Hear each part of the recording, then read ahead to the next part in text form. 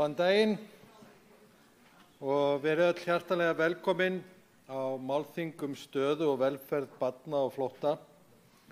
Bæði þið sem eru hér í salnum og einnig þið sem eruð í beinu streymi. Ég heiti Gísli Rafn Ólafsson og framkvæmdastjóri Rauða krossins á Íslandi og mér hlotnaðist sá heiður að fá að stýra málþingin í dag. Þið eitthvað sem eru mjög glögg, það kannski áttað ykkur á því að ég ekki Nína Helgadóttir sem var auglýst sem fundarstjóri, en því miður náði flensan í skottið á henni og sendum við henni því batakveðjur hérna úr Norræna húsinu. En tilkoma þessa málþings má rekja til samtals milli UNICEF og Rauða krossins í október 2022 það að sífellt fleiri beiðnir voru að koma frá skólasamfélaginu fræðslu fyrir börn á flótta. Þetta var í kjölfar þess að vaxandi fjöldi barna frá Úkraínu kom inn í skólana. Og bæði samtökin höfðu stöku sinnum farið í skóla með fræðslu, en ljóst var að miðað við eftirspurnina þá þurfti stærra átak að koma til. Árið 2022 fjölgaði mikið bæði umsækjendum vernd hér og eins fólki, bæði fullorðnum og börnum, sem fékk vernd og leyfi til að setjast að hér á landi og við tökum á móti inn í samfélagið. Umsóknum hefur hins vegar fækkað aftur og núna sirka á pari við það sem það var áður en að Úkraínustríðið hófst. En mikill fjöldi nýrra barna með erlendan flóttabakgrunn kom inn í skólakerfið okkar á mjög skömmum tíma. Og við sem samfélag þurfum því að horfast í augu við breyttan veruleika og breytta samsetningu þjóðarinnar. Og með því eru nýjar þarfir sem við þurfum að takast á við. Ekki síst hvað börnin varðar, þannig að þeim muni farnast vel hvort sem þeim var veitt vernd eða var vísað frá landinu. Í samstarfi við Barna- og fjölskyldustofu og Kennarasamband Íslands þróuðu UNICEF og Rauði krossinn netnámskeið sem haldið var tvisvar í janúar 2023 og ríflega 600 manns sóttu. Markmið þeirra fræðslu var að stuðla að betri skilningi á lífi barna á flótta og kanna hvað kennarar gætu gert til þess að styðja við nám og vellíðan þeirra. Í ljósi þess hve fræðslan gekk vel og var vel sótt var ákveðið að sækja styrk til mennta- og barnamálaráðuneytisins til að taka þessa fræðslu upp og ná þannig til enn fleiri aðila. Afrakstur þess var fræðslumyndband sem klukkustund langt og nú aðgengilegt inn á heimasíðu Barna- og fjölskyldustofu eða bofs.is. Og fyrir ykkur sem viljið fletta því upp, þá hægt að sjá það undir flippanum þar sem stendur fræðslutorg. Við hvetjum ykkur öll til að skoða það ef þið hafi ekki nú þegar gert það. Í tilefni af útgáfu myndbandsins stóðu samstarfsaðilarnir svo fyrir málþingi fyrir ári síðan börn á flótta sem koma inn í íslenska skólakerfið. Og þar heyrðum við meðal annars frá reynslu Fitu Abu Libedeh, framkvæmdastjóra Geosilica, fremur grýtta leið hennar að velgengni í starfi. Þegar verið var að leggja drög að málþinginu núna í dag var ætlun að fjalla enn frekar hvernig tengja má skóla- og félagsþjónustuna við flóttabörn við framkvæmd í anda farsældarlaganna og hvernig þjónusta við börn í þessum aðstæðum hlýtur alltaf að vera samstarf allra aðila sem sinna þeim. Síðan hafa ýmsar breytingar verið gerðar af hálfu stjórnvalda í þjónustu við fólk sem hingað leitar að skjóli. Og börn þeirra og fleiri breytingar eru þegar áformaðar. Þessi áform má sjá að einhverju leyti inn í samráðsgátt stjórnvalda. Meðal helstu breytinga í framkvæmd fyrir umsækjendur vernd að öll þjónusta við þau og þar með talið húsnæðisúrræði nú á vegum Vinnumálastofnunar. Samningum við þau 4 sveitarfélög sem aðallega þjónustuðu barnafjölskyldur úr hópi umsækjenda hefur verið sagt upp og eins samningi við Rauða krossinn félagsstarf fyrir umsækjendur. Áformaðar eru enn frekari breytingar varðandi umsækjendur, þar á meðal sérstakt brottfararúrræði. Varðandi þau sem komin eru með vernd, kennitölu og þar með sest að hjá okkur, eru áformaðar breytingar á samræmdri móttöku flóttafólks sem 13 sveitarfélög hafa tekið þátt í. Þessar breytingar munu mjög líklega hafa áhrif á börn og fjölskyldur þeirra. Við ætlum því hér í dag að einhverju marki einnig að skoða þessar breytingar og hugmyndir og verðum því ekki bara með áherslu á skólamál eins og áætlað var. Við hefum kosið að hafa fulltrúa stjórnvalda í pallborðinu, fulltrúa mennta- og barnamálaráðuneytisins komust því miður ekki og félags- og húsnæðismálaráðuneytið þáði ekki boð þátttöku. En nóg frá mér. Nú komið að því að hlusta á 3 kynningar áður en við hefjum pallborðsumræðurnar. Fyrst munum við heyra reynslusögu frá Hadiyu Rahman frá Afganistan og síðan mun Eva Bjarnadóttir frá UNICEF fjalla réttindi barna á flótta. Að lokum munu þær Hilma Hólmfríður Sigurðardóttir og Vilborg Pétursdóttir frá Reykjanesbæ segja okkur frá reynslusögum af starfi með fjölskyldum með flóttamannabakgrunn. En ég kynni þá fyrst hana Hadiyu Rahman sem frá Afganistan og kom hingað í lok árs 2021. Hún núna nemi í viðskiptafræði við Háskóla Íslands og ætlar að segja okkur sína reynslusögu af því að flýja Afganistan og hefja nýtt líf hér á Íslandi. Gjörðu svo vel.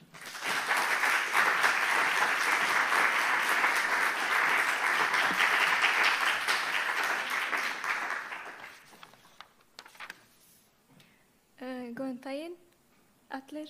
Ég heiti Hadiya og ég frá Afganistan. Ég kom til Ísland fyrir 3 árum síðan sem flóttakona vegna ástandi sem Talibanir yfirvalda landi. Lífið okkar var gott. Ég var í Háskóla Ísland, ég var í Háskóla í Kabul og gekk mér mjög vel og við höfum aldrei getað trúað því að Talibanir ættu eftir að taka völdin. Og svo gerði það, einn daginn breytist allt, við urðum mjög hrætt og við vorum í lífshættu vegna þess að pabbi mín var markaði hjá NATO og Bandaríkjahers, þess vegna urðum við að flýja strax. Við gerðum 3 tilraunir til að komast með flugvél í burtu, í þeirri síðustu tókst okkur það. Það var hræðileg ástand á flugvélinum. Vegna mikils mannfjölda týndist systir mín og eignamaður hennar og gátu ekki komað með okkur inn á flugvélum. Annar vegar vorum við glöð að geta loksins komist inn á flugvélin en hins vegar vorum við öll áhyggjufull út af systur minni. Hún ein í Afganistan með eiginmanni sínum og 2 börnum sínum. Við vorum 16 í fjölskyldunni sem náðum að flýja, fórum fyrst til Katar og þá Kosovo og Ítalíu. Þá fengum við að vita að ríkisstjórnin á Íslandi vildi bjóða okkur vernd. Við vissum lítið Ísland. Okkur var sagt að Ísland væri mjög kalt en besti staður í heimi til að ala upp börn. Í lok november 2021 vorum við komin til Ísland. Ég yngri systkin mín, foreldrar mínir, amma mín og frænkur. Það var vetur og mjög dimmt. Við vorum að fara að byrja alveg upp á nýtt. Í nýju landi, í nýju húsnæði og læra nýtt tungumál sem mjög ólíkt frá móðurmáli ykkur. Við áttum ekki bíl og sektum engan. Það var erfitt fyrir okkur öll, sérstaklega fyrir mamma og Í Afganistan var heimilið alltaf fullt af gestum og fullt af lífi en hér sáum við ekki einu sinni út á götu. Við fundum fyrir eigin einargun í fyrstu. Ég byrjaði eins og fljótt og ég get að læra íslensku. Ég vildi vinna og ég vildi fara í háskóla. Íslenska ekki auðvelt tungumál og líka mjög öðruvísi frá tungumáli mitt. En ég sagði við fjölskyldunum mína að það erfitt en ekki ómögulegt að læra íslensku. Þegar maður býr á Íslandi nauðsynlegt að læra íslensku. Og ég lagði mig alla fram strax í janúar árið 2020 var ég byrjuð í nám í MSS. Fyrst var ég bara að læra á íslensku en þó fór ég í félagsvísinda og lagadeild hjá Keili og þar fékk ég mjög mikla hvatningu og stuðning. Kennararnir trúðu á mig og það skiptir mjög miklu mál fyrir mig. Ég reyndi líka að finna vinnu, reyndi en ekkert gekk þar til að einn kennarinn minn hjálpaði mér. Ég tók að vinna hjá fyrirtæki sem ég vann svo hjá 2 ár. Allan tímar hélt og áfram að læra íslensku. Pabbi minn og bræður mínir líka fundu ekki heldur vinnu strax. Loksins fékk pabbi minn vinnu í bílasvörtustöð og hann vann á nætur, hann vann lengur vaktir en samt voru launin ekki nóg fyrir okkur. Það dýrt búa á Íslandi og það ekki nóg að einn sé að vinna fyrir fjölskyldunni eins og í Afganistan. Amma fékk krabbamein og dó síðasta ári. 6 mánuðum eftir að hún dó var pabbi minn veikur. Hann fór á spítalann og fékk að vita að hann væri með krabbamein. Það var mikið sjokk fyrir okkur öll. Hann þurfti að fara í líkammeðferð og sjúkrahús. Núna líður honum betur og vonandi getur hann bráðum farið að vinna aftur til þess að eiga möguleika á að fá betri laun og hann taka meira prófið. Myndun lykillinn að framtíðinni. Í fyrra haust byrjaði í lögfræðinám í Háskóla Íslands og mér hafði gengið mjög vel í undirbúningsnáminu í Keilir en eftir nokkrar vikur fann ég að ég var ekki tilbúin í lögfræðinámi vegna tungumálsins og nokkra annar vandamál. Ég held áfram að vinna með skóla þangað til núna í haust þegar ég byrjaði í viðskiptafræðinni. Ég tek strætó á hverjum morgni frá Ásbrú til Háskóla Íslands. Ég nota allan tíma sem ég hef til að læra. Ég læri áður en ég fer í stað í skólan, ég læri í strætó, ég læri eftir skóla og langt fram á kvöld. Að fá vinnu hefur líka verið mjög erfitt. Á Íslandi fær fólk vinnu í gegnum tengslanir. Við vorum ekki með nýtt tengslanir þegar við komum til Ísland.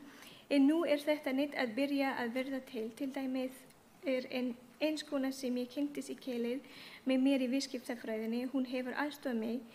Yfirmaðurinn í fyrirtækinu sem ég vann hjá gaf bræðurum mínum líka tækifæri af því að hann þekkti mig og vissi að ég væri góður starfsmaður. Okkur fannst óþægilegt að fá pening frá ríkinu þegar við komum hingað fyrst. Við vildum fyrst sjálfstæð. Við gerðum allt sem við gátum til að verða sjálfstæð sem fyrst. Við erum eins á að gera allt sem við getum við að byggja upp lífið okkar á Íslandi. Við veitum að til að fá árangri í lífinu þarf maður að lifja mikið á sig. Við viljum líka okkar af mörgum til að gera samfélagið hér eins og betra. Það skrítið að hugsa lífið sem við áttum í Afganistan.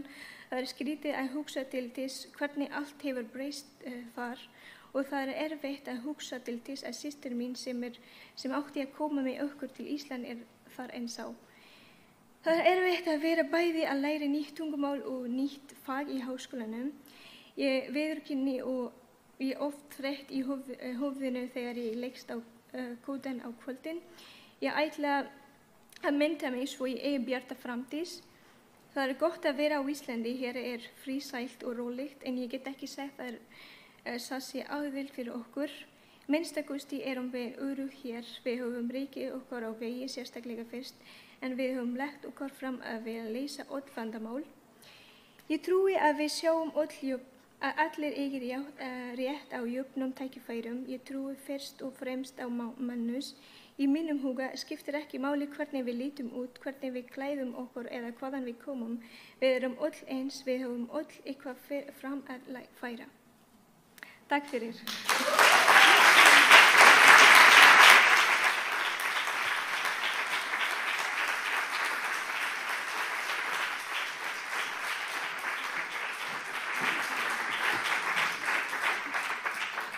Takk kærlega Hadia fyrir þessa reynslusögu.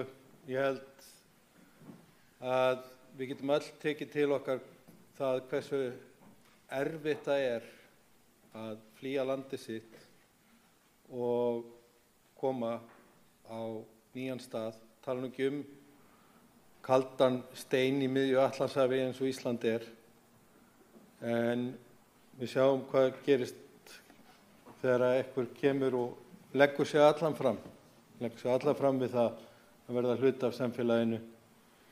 Og það ánægjulegt að heyra að hlutirnir eru byrjaðir að ganga betur. Næst á dagskrá það erindi réttindi barna á flótta og það hún Eva Bjarnadóttir, teymistjóri innanlandsteymis hjá UNICEF á Íslandi sem fer með erindið, en Eva mun einnig stýra pallborðsumræðunum á eftir. Gjörðu svo vel, Eva.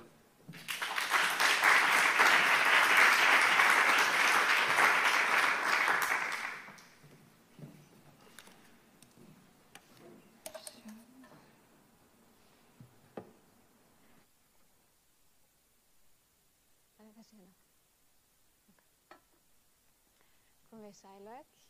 Gaman að sjá ykkur hér. Takk Hatja fyrir frábært erindi. Ég dáist mjög að íslenskunni þinni. Að hafa náð íslensku svona hratt eiginlega alveg ótrúlegt. Þannig að takk fyrir frábært erindi og inspirerandi. Og takk öll fyrir að vera komin hingað í dag og þau sem að hlusta á streymi. Þetta gríðarlega mikilvægt málefni sem að við höfum unnið að núna í langan tíma í samstarfi við öll þessi frábæru félagasamtök sem að sinna þessum málum og stjórnvöldum. Mér langaði í öllu þessu sem að Gísli lýsti áður að þá hefur svolítið verið okkar hlutverk hjá UNICEF að minna á réttindi barna, fara aðeins yfir hvernig þau tengjast þessum málum, en líka kannski að setja hlutina svolítið í samhengi. Þannig að mér langar að gera svolítið bara svipað og við gerðum í fræðslun okkar, að fara aðeins yfir bara stóra samhengið áður en við förum aðeins yfir það hvernig réttindi barna snerta þetta.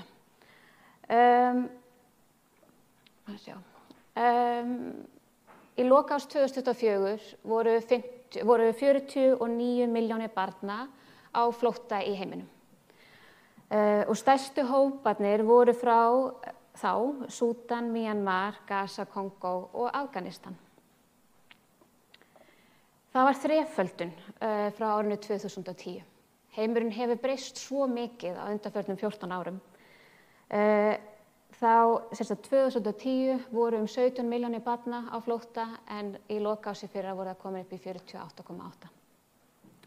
Og Flóttamannastofnunin áætlar að það bil 340.000 börn fæðist inn í þessar aðstæður árlega. En hvað veldur? Af hverju þetta svona? Það náttúrulega bara gríðarlega miklar breytingar sem við þekkjum öll á heiminum. Loftslagsbreytingar valda auknum hita og óstöðugu veðri.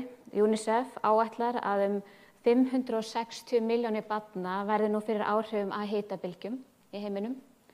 Og árið 2050 munu öll börn í heiminum verða fyrir áhrifum af hitabylgjum, algjörlega óháð því hversu mikil hlýnunin verður úr þessu. Átökum og átakasvæðum hefur fjölgað gríðarlega en í fyrra voru 17 virk átakasvæði í heiminum. Og það sorglega að stjórnvöld bera ábyrgð á svona meira hluta neikvæðra áhrifa á börn í þessum átökum. En það sem líka verið að gerast undanfarin ár að alþjóðleg samvinna að minnka. Og við sjáum það að ríki að draga saman framlög til þróunarsamvinnu og neyðaraðstoðar og þetta hefur gríðarlega áhrif á getu stofnana og samtaka til þess að bregðast við og aðstoða börn alls staðar heiminn. Og við sjáum líka þessa auknu áherslu á hernað í varnarmálum, en það þarf að minna stöðugt á það að þróunarsamvinna og neyðaraðstoð líka öryggismál. Það stuðlar að friði að aðstoða fólk í erfiðum aðstæðum. Það eru líka bent á gríðarmargar aðrar áskoranir sem eru í heiminum núna og hafa áhrif á börn. Það eru svokallar fjölþætt ógn eins og þau kalla það. Við sjáum verðbólgu og niðurskurð, skort á fjárfestingum í innviðum fyrir börn, aukið fæðuóöryggi, orkuóöryggi, borgaralegum réttindum mjög víða heiminn ógnað og sérstaklega gagnvart börnum. Réttur barna til þess að tala fyrir sínum eigin málum ógnað víða. Það er meiri upplýsingaóreiða sem hefur áhrif á getu til að bregðast við. Og svo má ekki gleyma því að COVID-faraldurinn hafi gríðarlega áhrif á börn víða heim og eftirstöðvar hans eru ennþá, þess gætir enn. Og þetta þekkjum við og við höfum séð áhrifin og tekið á móti flóttafólki hér á landi og Gísli fór aðeins yfir þetta hérna áðan. Þessi tala 2500 börn á undanförnum 8 árum sem hafa fengið dvalarleyfi. Þetta er ekki nákvæm tala, opinberar tölur segja ekki alveg alla söguna, þannig að ég áætlaði aðeins, en þetta er svona einhvers staðar í þessu hverfi það bil 2500 börn á undanförnum 8 árum sem hafa fengið að vera hér á Íslandi, hafa fengið dvalarleyfi. Og þið sjáu þess að 2 toppa þarna í grafinu 2022 og 2023 að sagt, 60% af þessum 2500 leyfum voru veitt þessi 2 ár. Þannig að þið sjáu hvað aukningin er mikil og hvað þetta hafði mikil áhrif á bæði kerfin okkar en líka umræðuna. Og það er þess vegna sem ég er að draga þetta fram hér. Vegna þess að þetta kollvarpaði umræðinu málefni flóttafólks á Íslandi og við höfum ekki alveg komist aftur á sama stað aftur að geta rætt málefni flóttafólks á eðlilegum forsendum. Og þá er mikilvægt að benda á að fjölgunin fór niður aftur og þarna eru bláu súlurnar eru umsóknirnar og gulu súlurnar eru dvalarleyfin sem voru veitt. Og það náttúrulega, þessi hækkun var umfram allt út af stríðinu sem braust út í Úkraínu. Og þetta voru alveg sérstakar aðstæður í Evrópu og Evrópa brást með alveg sérstökum hætti við. Það var virkjuð sérstök grein í lögum hér á Íslandi og í Evrópu að það mætti taka á móti þessu fólki strax án umsóknarferlis og það fengi tímabundið mannúðarleyfi. Og þess vegna fjölgaði mjög hratt inn í kerfi af fólki sem var komið með dvalarleyfi.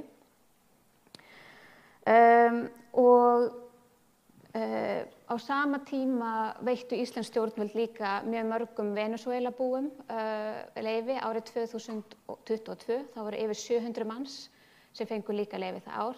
Þannig að þetta varð gríðarlegur toppur. En síðan 2023 hafa 80% þeirra dvalarleyfa sem eru veitt til fólks á flótta verið veitt til Úkraínumanna. Og restin er þá öll önnur lönd. Og meðal barna er hlutfallið 65%.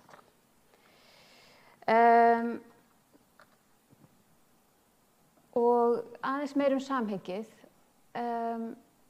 Börn á flótta skiptast í þessa 2 mjög ólíku hópa sem búa við gjörólíkar aðstæður og ólík réttindi.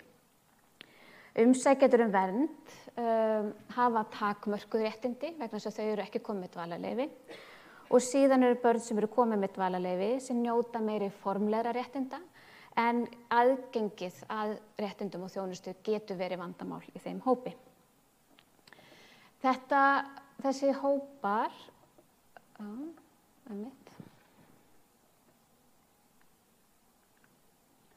skapa ákveðin kerfislegan aðstöðumun sem er mjög víða í okkar kerfi.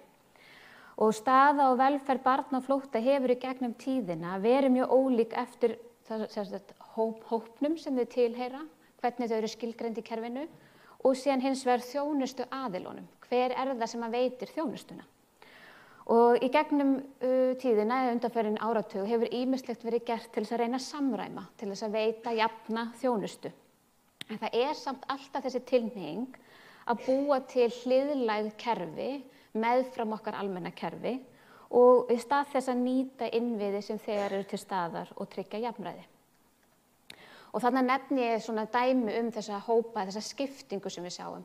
Það var gríðarlega munur á því hvernig tekið var á móti svokölluðu kvótaflóttafólki og síðan þeim sem komu á eigin vegum og til þess var búin til samræmd móttaka flóttafólks til þess að reyna að jafna aðstöðu þessa aðila og þau fengu jafn mikla aðstöð þegar þau kemur til landsins. Það hefur líka verið munur á þjónustu sveitarfélaga og síðan þeirra sem eru í þjónustu Vinnumálastofnunar og áður Útlendingastofnunar. Það hefur líka gríðarlegur aðstöðumunur þeirra sem eru ennþá í umsóknarferli vernd og þeirra sem eru komnir með dvalarleyfi. Og í þessu ljósi má spyrja hvaða áhrif munu þessar breytingar sem verið að gera núna hafa á þessu ólíku hópa, verið að skipta aftur og búa til þennan kerfislæga aðstöðumun og ýta undir hann, eða verið að gæta jafnræðis. Og í því ljósi náttúrulega mjög mikilvægt að hugsa börn og hvaða stöðu þau hafa og hvaða áhrif þessar ákvarðanir að hafa á þeirra stöðu og líf á meðan þau eru hér á landi, en líka áhrif á líf þeirra til framtíðar. Og ef við fer hérna aðeins yfir í réttindin, þau eru mjög skýr.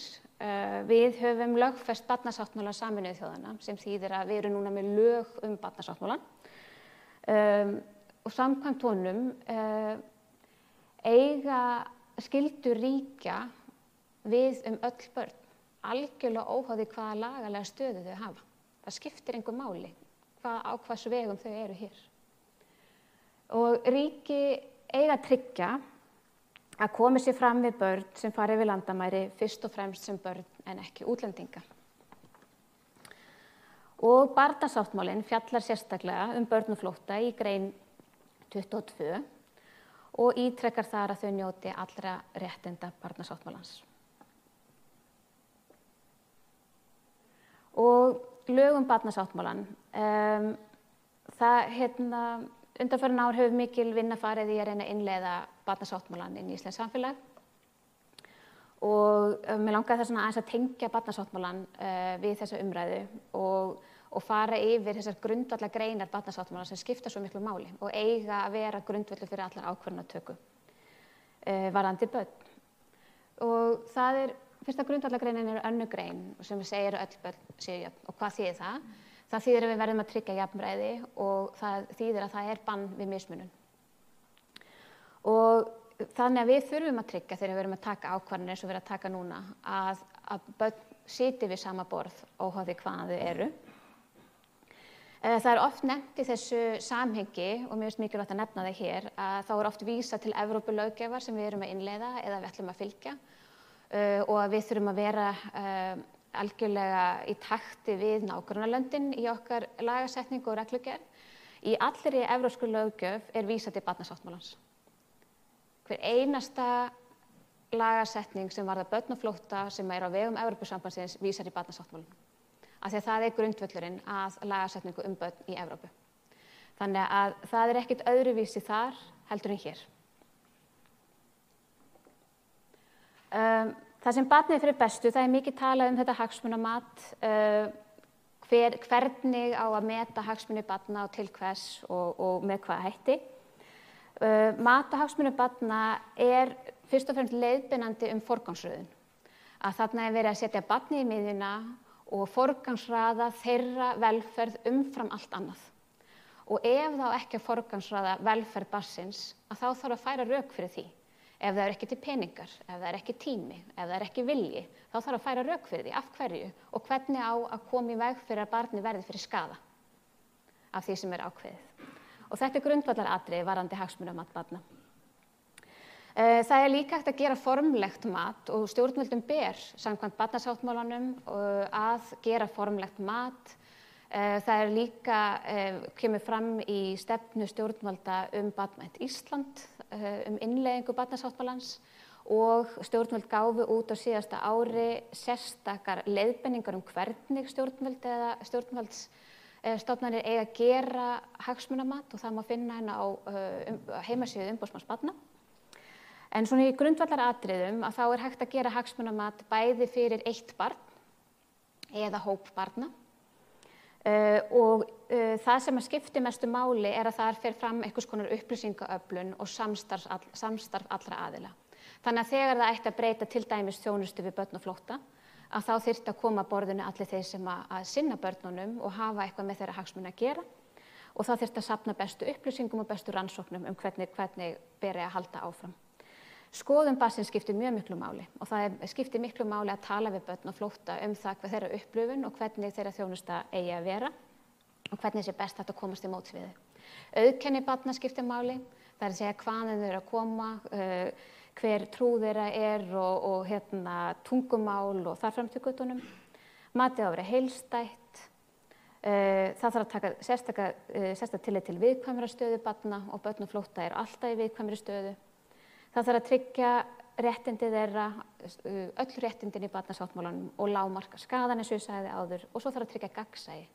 Það þarf að tryggja það að það liggi fyrir hvernig þetta er gert og með hvaða hætti og að börnin sjálf hafi aðgang að slíkum upplýsingum. Þetta eru svona grundvallaratriðin sem að fylgir því að meta hagsmuni barna og þegar UNICEF og aðrir aðilar segja að hvetja stjórnvöld til þess að meta hagsmuni barna og gera hagsmunamat, að þá er það þetta sem við tölum um. Svo er það grundvallagreinin líf og þroska sem segir okkur að ákvarðanir stjórnvalda þurfa að stuðla því að börn geti lifað af og þroskast eðlilega. Þannig að allar ákvarðanir sem við tökum þurfa að taka mið af því. Erum við að tryggja það að þessi börn geti lifað af? Erum við að tryggja það að þau geti þroskast eðlilega og orðið fullorðnir einstaklingar sem að geta séð sér sjálfur? Og síðast en ekki síst, uppáhaldsgreinin mín, sem er virðing fyrir skoðanir barna. Og það er ekki hægt að, segja þó oft hversu miklu máli þetta skiptir þegar maður er að móta þjónustu fyrir börn, hversu mikilvægt það er að tala við þau. Og þetta er allt of lítið gert á Íslandi en sérstaklega þegar kemur að börnum á flótta. Og árið 2019 þá vorum við með verkefni hjá UNICEF þar sem við ræddum við börnum nákvæmlega þetta. Þau voru öll umsækjendur vernd, bæði í fylgd og fylgdarlaus. Og þau sögðu voru nokkur atriði sem að komu þar fram sem þau voru sammála Það var rosa margt sem kom fram en þetta var svona það sem var gegnum gangandi. Þau þurfa að skilja, þau þurfa að vita hvað er í gangi. Þau þurfa að skilja hvað er að gerast, hvað er þessi málsmeðferð og hvað er þessi viðtöl sem við erum að fara í og hvað er þessi brottflutningur. Þau þurfa að líða eins og þeim eigi heimili og þeim líður ekki vel í aðstæðum þar sem þau búa í skítugum herbergjum með mörgu fólki. Þeim líður vel þau eiga heimili og geta verið þar í öryggi með fjölskyldunni sinni. Þau þurfa meiri virkni, þau þurfa að eignast vini og finna fyrir minni einmanaleika. Þau þurfa að komast til læknis og hafa gott aðgengi að heilbrigðisþjónustu. Og þau þurfa umönnun þegar þau eru ein á ferð og hjálp. Og foreldrarnir sögðu okkur einfaldlega að ég þarf að geta hlíft barninu mínu við þessu þegar ég er í umsóknarferli. Þetta eru erfiðar aðstæður, þetta eru streituvaldandi aðstæður og ég verð að geta hlíft barninu mínu og geta skapað rólegar og góðar aðstæður þar sem að barnið mitt upplifir að það sé öruggt. Svo þetta var það sem þau sögðu við okkur þá og það er algjörlega nauðsynlegt að halda áfram að tala við fólk á flótta þeirra aðstæður. En að lokum þá langar mig bara að segja þetta. UNICEF á Íslandi hvetur stjórnvöld eindregið í þessari stöðu sem við erum núna til þess að koma í veg fyrir hvers kyns mismunun á börnum, til þess að tryggja öryggi, umönnun, menntun og heilbrigði allra barna á flótta, til þess að hlusta á börn og ungmenni á flótta, til þess að tryggja barnmiðaða málstjórn, meta hagsmuni barna við lagasetningu og stefnumótun og að lokum að leggja bann við varðhald á börnum á grundvelli þess að þau eru útlendingar. Takk fyrir mig.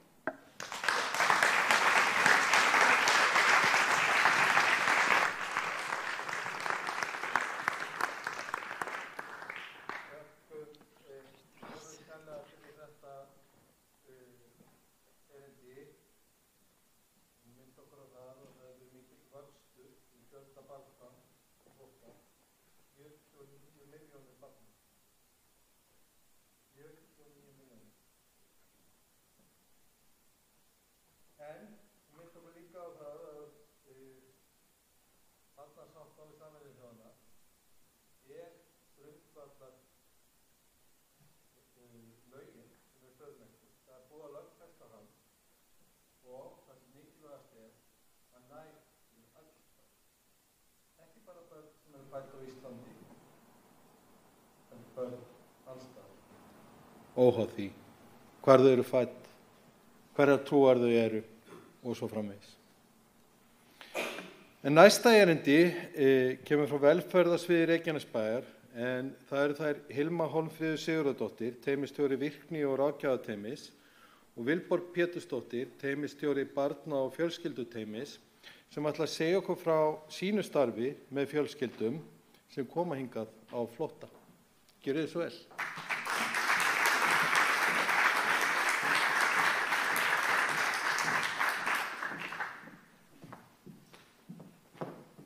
Komið sæl, ég Hilma. Og ég Vilborg.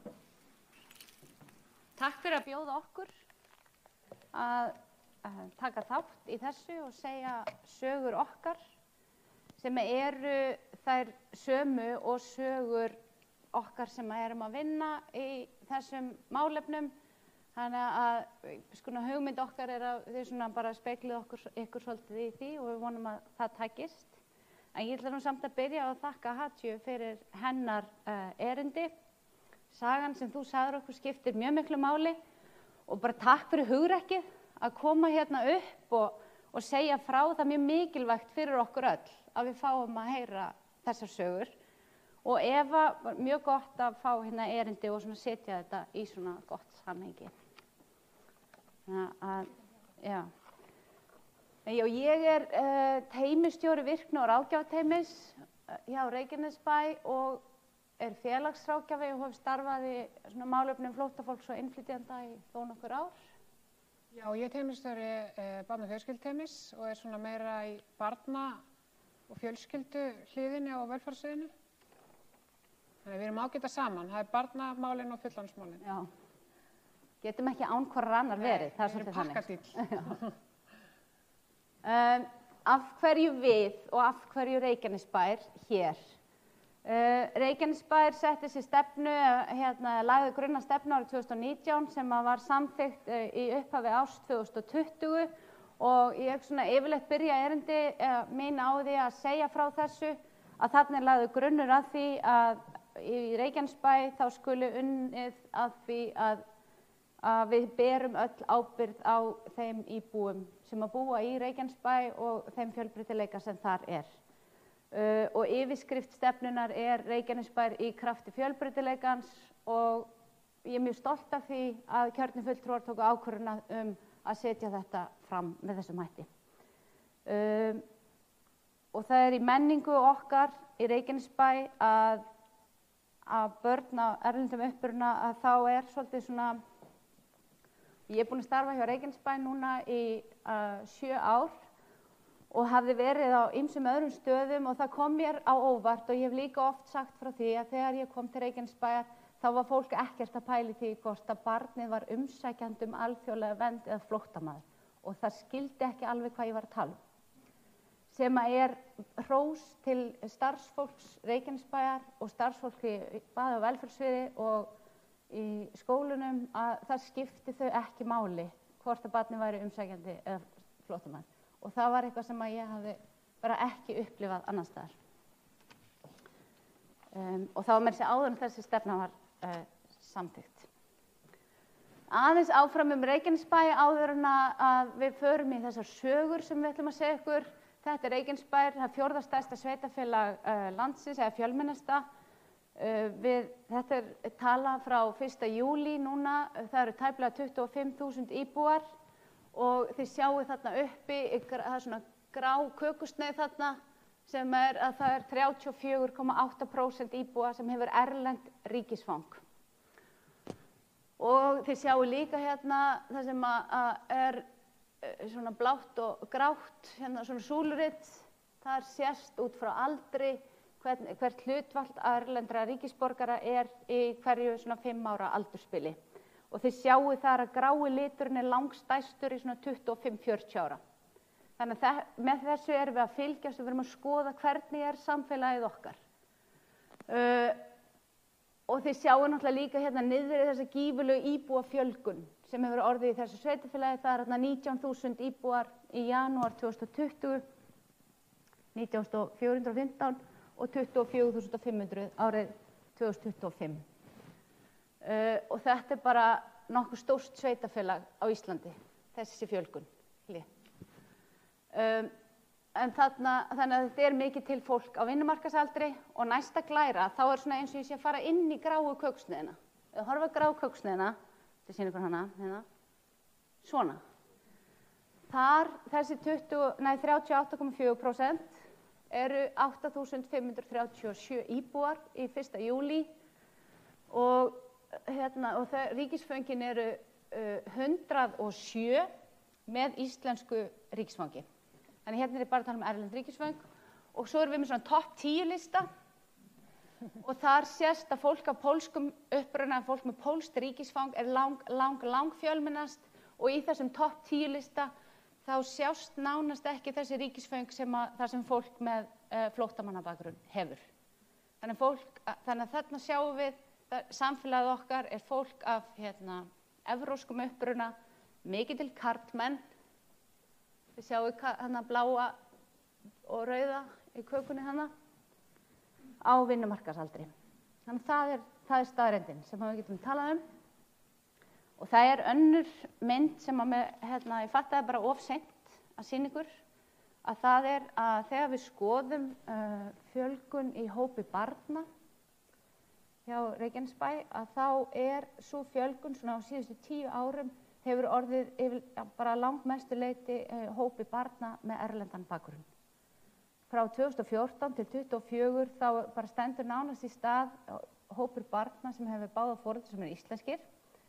Samt flutti ég þangað með 3 börn en það telur ekki í stóru myndinni. En sko þannig að það stendur nánast í stað á þessum 10 árum en það sem að annarkvort báðir foreldrar eða annað eru innflytjendur þá er held ég sko 1300 barna aukning í þeim hópi. En það er staðan sem að grunnskólarnir og leikskólarnir og velferðarþjónustan býr við. Þannig að bara aðeins svona til þess að setja þetta í samhengið við það sem við erum að tala um og þá er ekkert hægt að hafa þannig að það er einhver ein deild eða einn starfsmaður sem að sér þessa íbúa. Við verðum bara öll að gera það saman og ég held að það sé bara það sem við finnum að það er það eina rétta að það er að hafa þetta bara svona innvinklað í innviði sveitarfélags og kerfisins. Já, við sem sagt fengum ráðgjafar okkar á velferðarsviði með okkur í lið að setja saman svona fjölskyldukort. Við erum með frá 2 fjölskyldum sem okkur langar að segja ykkur svona aðeins söguna þeirra og í leiðinni svona aðeins að ígrunda í rauninni hvað er að gerast, sjá hverjir er að koma inn í líf fjölskylduna og við erum sjálfsögðu búin að breyta svona staðreyndum til þess að halda trúnaði við fólk. Hvað rít ég? Til hægri eða? Það er, já. Já, við ætlum að sýna ykkur aðeins. Mér finnst þetta svona, þetta er náttúrulega bara svona frekar klassískt svona skipuritt. En ef við horfið á þetta og sjáum þarna í virkni og ráðgjafateymi sem er teymi sem hún Hilma leiðir, að þar sem sagt er samræmt móttaka flóttafólks, umsækjendur alþjóðlega vernd sem er reyndar ekki lengur, sem er bara nýbúið. En sjáu þið, þarna eru teymin okkar og þarna eru við með ráðgjafa sem er að sinna umsækjendum alþjóðlega vernd, ráðgjafa sem er að sinna fólki samræmdu móttöku og sjáu þið allar sérfræðiþjónustuna sem er í kringum þessa ráðgjafa. Við vinnum öll saman. Og það er það sem okkur finnst svo mikilvægt og það sem við viljum svolítið draga líka fram í dag er að það er ekki einhver einn starfsmaður, einhver staðar einn á einhverju skrifstofu út í bæ sem getur sinnt allri þjónustu við fjölskyldu. Við þurfum að gera þetta saman. Við erum með misjafna sérþekkingu. Þannig að þetta er það sem okkur finnst virka og vonum að við náum að vinna einhverju leyti svona áfram. Má ég kannski fyrirgefa þig? Já. Þessa ruglaði. Því ég skildi möppuna mína hennar. Fá hana?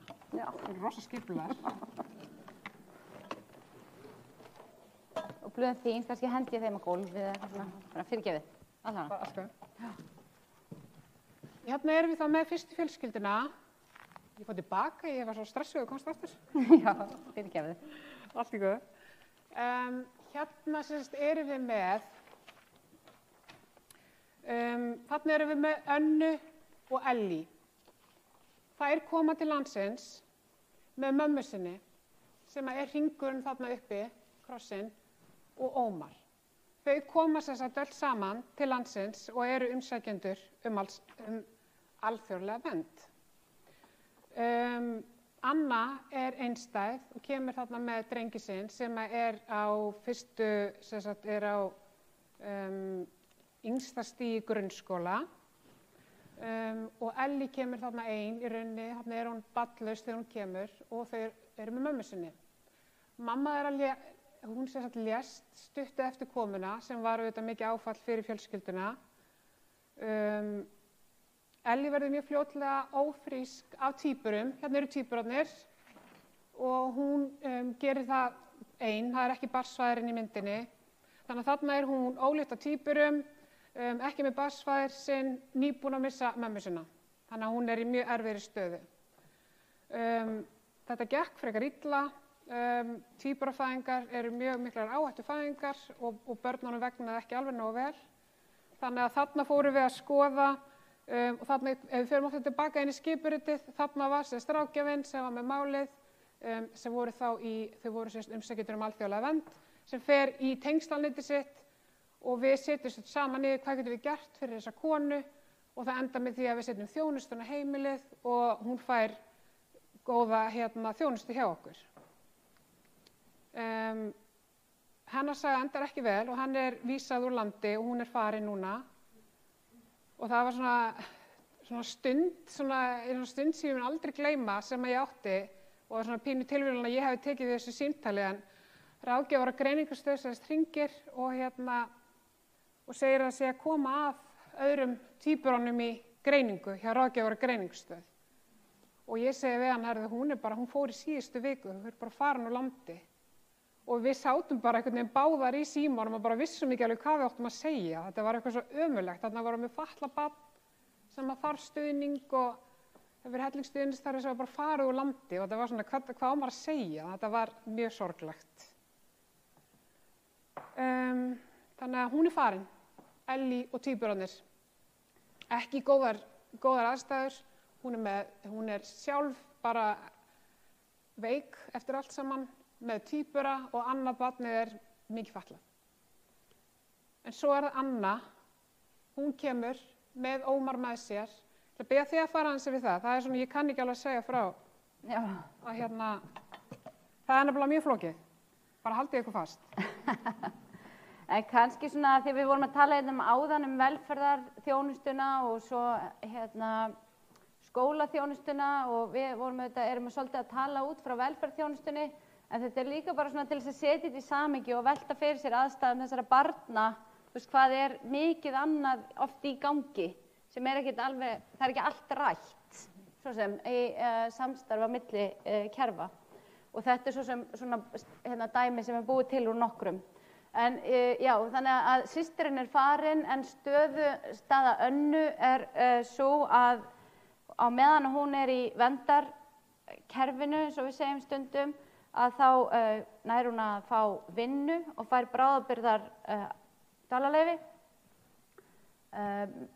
og svona vongóð að hlutirnir séu svolítið að fara að virka en missir svo það starf og svo komið lögheimili og komið með kennitölu. Þannig að hún komin og missir störfið og komin þá aftur í þjónustu velferðarsviðs en fær ekki, í vandræðum með að fá dvalarleyfi sitt, fá afgreiðslu hjá Útlendingastofnun. Dvalarleyfi útrunnið og hún svolítið í einskismannslandi, þannig séð. Þannig að það svo þungt, já, það einn texti sem ég ætla að lesa. Já, möppu vandræðin okkar. Já. En þannig að í raun kom það sér inn í enn svolítið illa fyrir Önnu að fá þetta bráðabirgðadvalarleyfi af því að hún fer ekki inn í, hún farin úr verndarkerfinu og hún heldur ekki í samræmdu móttökunni og ekki með dvalarleyfi, þannig að hún svolítið svona á milli kerfa og þau eru án ríkisfangs, þessi mæðgin. Þannig að það svolítið óvíst hvað framtíð verður og ekki vitað alveg hvernig eigi að leysa úr því máli. Þetta svona þetta samtal á milli kerfana. En á meðan eru við með þessi mæðgin og þennan dreng sem í skóla sem að þarf einhvern veginn að horfa til þeirra aðstæðna sem að hann í. Anna með mikla áfallastreitu og það svona ólíklegt að eitthvað muni lagast í hennar stöðu, dvalarleyfisstöðu. Og það mjög flókið að veita fólki stuðning þegar að þessi streita vofir alltaf yfir. Þá mjög erfitt að vera að ræða líðan barns eða tómstundir. Það samtal verður oft mjög flókið og það mjög aftarlega, minni bara eftir Maslow-píramídanum. Það verður mjög aftarlega í forgangsröð í samtal við ráðgjafa. Og Ómar hefur átt í erfiðleikum með skólagönguna og það bara talið rakið til þessar aðstæðna. Þannig að það verið að veita þeim stuðning bæði í barna- og fjölskylduteyminu og virkni- og ráðgjafateyminu og inn í skólakerfinu og málefni hans eru til umræðu á nemendaverndararáðsfundum og í barnavernd og þess aftur. Þannig að það er svona verið að ræða þetta á stöðum hvernig er hægt að styðja við þetta barn í þessum aðstæðum. Og á því er engin töfralausn. Önnur en svo að sá sem er auðvitað stendur barninu næst, er með barninu á íþróttaæfingum eða í skólanum að hann sé til staðar, sá aðili sé til staðar fyrir barnið þó að það sé ekki vitneskja allt þetta. Jú, ef maður hugsa, sko, ef maður horfir á Ómar, Ómar er bara barn sem er bara í skóla og er bara að æfa íþróttir og þetta er bara barn bara í skóla með börnunum okkar. Ef við pælum aðeins í honum, þú veist, mamman sem fárveik af áfallsstreitu út af öllu sem er í gangi, hann er ekki sjúkratryggður, hann er ekki með kennitölu, þannig að það er ótrúlega mikið bras bara að fara til læknis, frænkan sé farin með tvíburasystkini, amman er dáin og þarna eru við eins og á velferðarsviðinu oft svona aðeins að sko vandræðast eins og með, við viljum segja öllum sem eru að sinna barninu, alltaf fullt af fólki sem kemur að þessu barni, við getum ekki fara að segja öllum bara þetta gerist og þetta gerist og þetta gerist, en við þurfum samt að tala saman og við erum að gera það og þetta er svona ekta mál sem er samþætt eins og hjá okkur, þar sem við erum að reyna að halda utan um hana dreng og passa að hann sé í sinni íþrótt og líði vel í skólanum og auðvitað ruglast honum líður ekkert vel, hann ruglast og hann missir stjórn á skapi sinni og gerir alls konar skiljanlega, þannig að Ómar þarf skilning, hann þarf séns, við megum ekki bara, já hann er svo óþekkur og við bara erum búin að afskrifa hann, en þarna erum við vitum að þetta er barn, kennitölulaust barn, við vitum að hann er í þessari stöðu, við þurfum ekkert að vita nákvæmlega hvað gerðist, klukkan hvað og hverju eitthvað, en við vitum bara Ómar þarf stuðning og það skiptir ekki máli hvort hann sem er kennitölu eða hvar hann er fæddur eða þú veist með hvaða stjórnmálaflokka eitthvað, þú veist það skiptir þetta bara barn sem er bara í skóla með börnunum okkar sem þarf bara það sama á önnu börn. Og það er það sem við erum að leggja svo miklu áherslu á, eins og Hilma koma þess inn á áðan og Eva eins og með barnasáttmálann. Það á ekki að skipta neinu máli hvaðan þú kemur eða hvort þú sért með kennitölu eða eitthvað. Þetta er bara barn sem þarf stuðning. Og við eins og Hilma talaði eins áðan að við erum ekkert rosa mikið að pæla í því hvort að barn sem er kennitölu. Það er svo mikið inn í svona bara okkar menningu. Fjölmenningin er svo mikil í Reykjanesbæ að við svo stundum erum við komin eitthvað inn, bara já, hann er ekki með kennitölu, já. Ok, þú veist, höldum bara áfram. Það á ekki að skipta neinu máli. Ég held að við séum ótrúlega góð í því hjá Reykjanesbæ að taka börnum bara, þú veist, við erum með börn sem að fá greiningu á fötlun og þú veist, þetta barn þarf þetta. Þú veist, við erum með börn sem að, þú veist, foreldrar að skilja, ok, við skiljum, það er erfitt. Við erum með barn sem er búið að vera flótta, þá eigum við bara svolítið að skilja, ok, þetta barn þarf meiri skilning, það þarf séns. Já, einmitt, kannski þetta með að lesa í þessa hluti eins og það að dvalarleyfisstaða er ótrygg. Já. Ef að það er staðan, þá eru auknar líkur á því að það séu erfiðar aðstæður hjá barninu. Og auðvitað þegar ég skil það alveg þegar við erum með börnin hjá okkur þú veist, langar að vita svona betur aðstæður barnsins, en stundum skiptir það ekki öllu máli, það skiptir bara máli, þú veist, að barni fái góðan hversdagsleika og góðan stuðning þar sem að það er. Og Ómar er ótrúlega heppinn með það, bara svo ég segi ykkur, hann er í frábærum skóla, hann er í frábæri íþrótt, hann er með ótrúlega flott fólk í kringu sig sem styður hann og hjálpar honum. Og þannig að hann er á góðum stað í skólanum. Það er bara hans griðastaður í íþróttunum sinni og í skólanum. Svo er hann með veika mömmu og það er búið að vera alls konar tilkynningar til barnaverndar, vanræksla og alls konar. En við skiljum alveg af hverju. Þegar þú ert í miðju áfallinu og ert ekki að fá svar, þú ert ekki með dvalarleyfi og hún er bara svona í einskins manns landi, svo skiljum hann svo vel að þú sért ekki besta mamma í heimi. Við þurfum að styðja. Og þarna kemur þessi þegfarleiki sem við finnum eins og á velferðarsviðinu hjá okkur, sem við nýtum okkur svo mikið, kemur svo vel í ljós hvað hann er mikilvægur. Og kannski svona, já það er einmitt, mamman hefur skráð barnið úr íþróttum, að þá hefur íþróttafélagið samband og segir, Já. Getum við ekki aðstoðað eitthvað, getum við ekki gert það. Þannig að það er bara svona Það er á risa góðri þáttur í kringum íslensku Ómar. sjátátt á íþróttafélagið Já. þar. En ástæðan fyrir að við kannski, ég veit að þetta er það sem við kallum oft verndarfjölskylda, þetta er umsækjendur um alþjóðlega vernd og hérna sérstaklega Ellý og sú fjölskylda kæmi ekki inn á borð sveitarfélagsins eins og staðan er núna fyrir uppsögn samningana og við vorum svo sem búnar að hérna, stilla upp þessari fjölskyldu og velti því fyrir okkur hvort við ættum að hætta við og segja sögu einhverjar annarar eða búið til einhvern veginn öðruvísi tvist. En ákvaðum að halda okkur við þetta bara líka til þess að lýsa aðstæðum fjölskyldnanna sem eru í þessar stöðu. Já, ef við að segja, við erum með aðra fjölskyldu frá hana. Það bæti einhverju við, Hvernig er tíminn? systur. Nei, erum við ekki Við erum á rosa fínum tíma. Við erum alveg með þetta. Já. Já, hér er önnur fjölskylda. Þetta er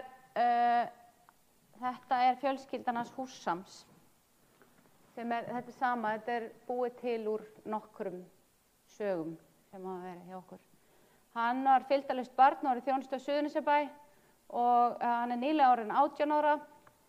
Kom til Íslands fyrir 2 árum síðan og fékk vernd þegar hann var 17 ára og vann þá mjög ötulega því að fá foreldra sína, Samir og Sofíu, til landsins með Elías, litla bróður hans, sem er mikið fatlaður og hann er, Hússam var á þeim tíma í Fjölbrautaskóla Suðurnesja og stóð sig vel þar og æfði fótbolta með Keflavík. Foreldrar hans komu með þennan fatlaða dreng og Sofía verður ófrísk stuttu eftir komuna til landsins. Elías er með margþættan heilsubrest og alvarlega líkamlega fötlun. Hann kom með greiningagögn hann væri með CP-hreyfihömlun og skerðingu og vitsmunaþroska og færni. Og svona þegar við ætlum að heimsækja þessa fjölskyldu núna að þá er Mahmoud skrítið stafað en alltaf, það skiptir ekki öllu máli.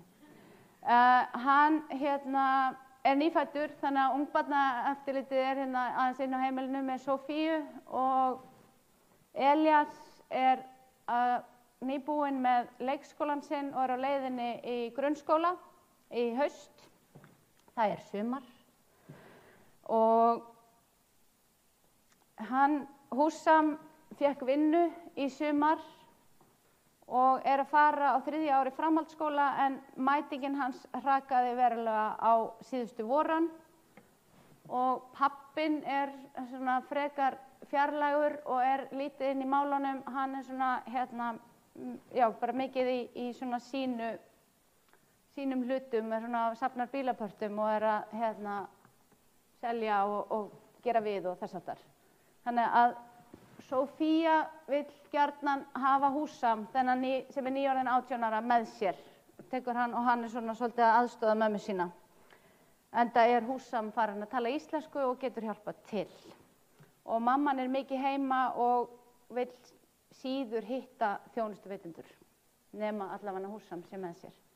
Þannig að þetta er einmitt svona mál sem okkur finnst oft svolítið erfitt að komast inn í þegar við sjáum að það er alls konar en það er svolítið svona mótstaða við þjónustu og þarna er ég líka að hugsa hérna er Fjölbrautaskólinn og þar eru við í samtali við, það er félagsráðgjafi í Fjölbrautaskóla Suðurnesja og náms- og starfsráðgjafar og við eigum mjög gott samstarf og samtal við þau og hefum verið að vinna að því að vera með samþykki foreldra við að ræða, að vera að styðja við börnin. Hússam er auðvitað orðinn 18 ára, þannig að það verður bara spjalla við hana einmitt sjálfan það líka.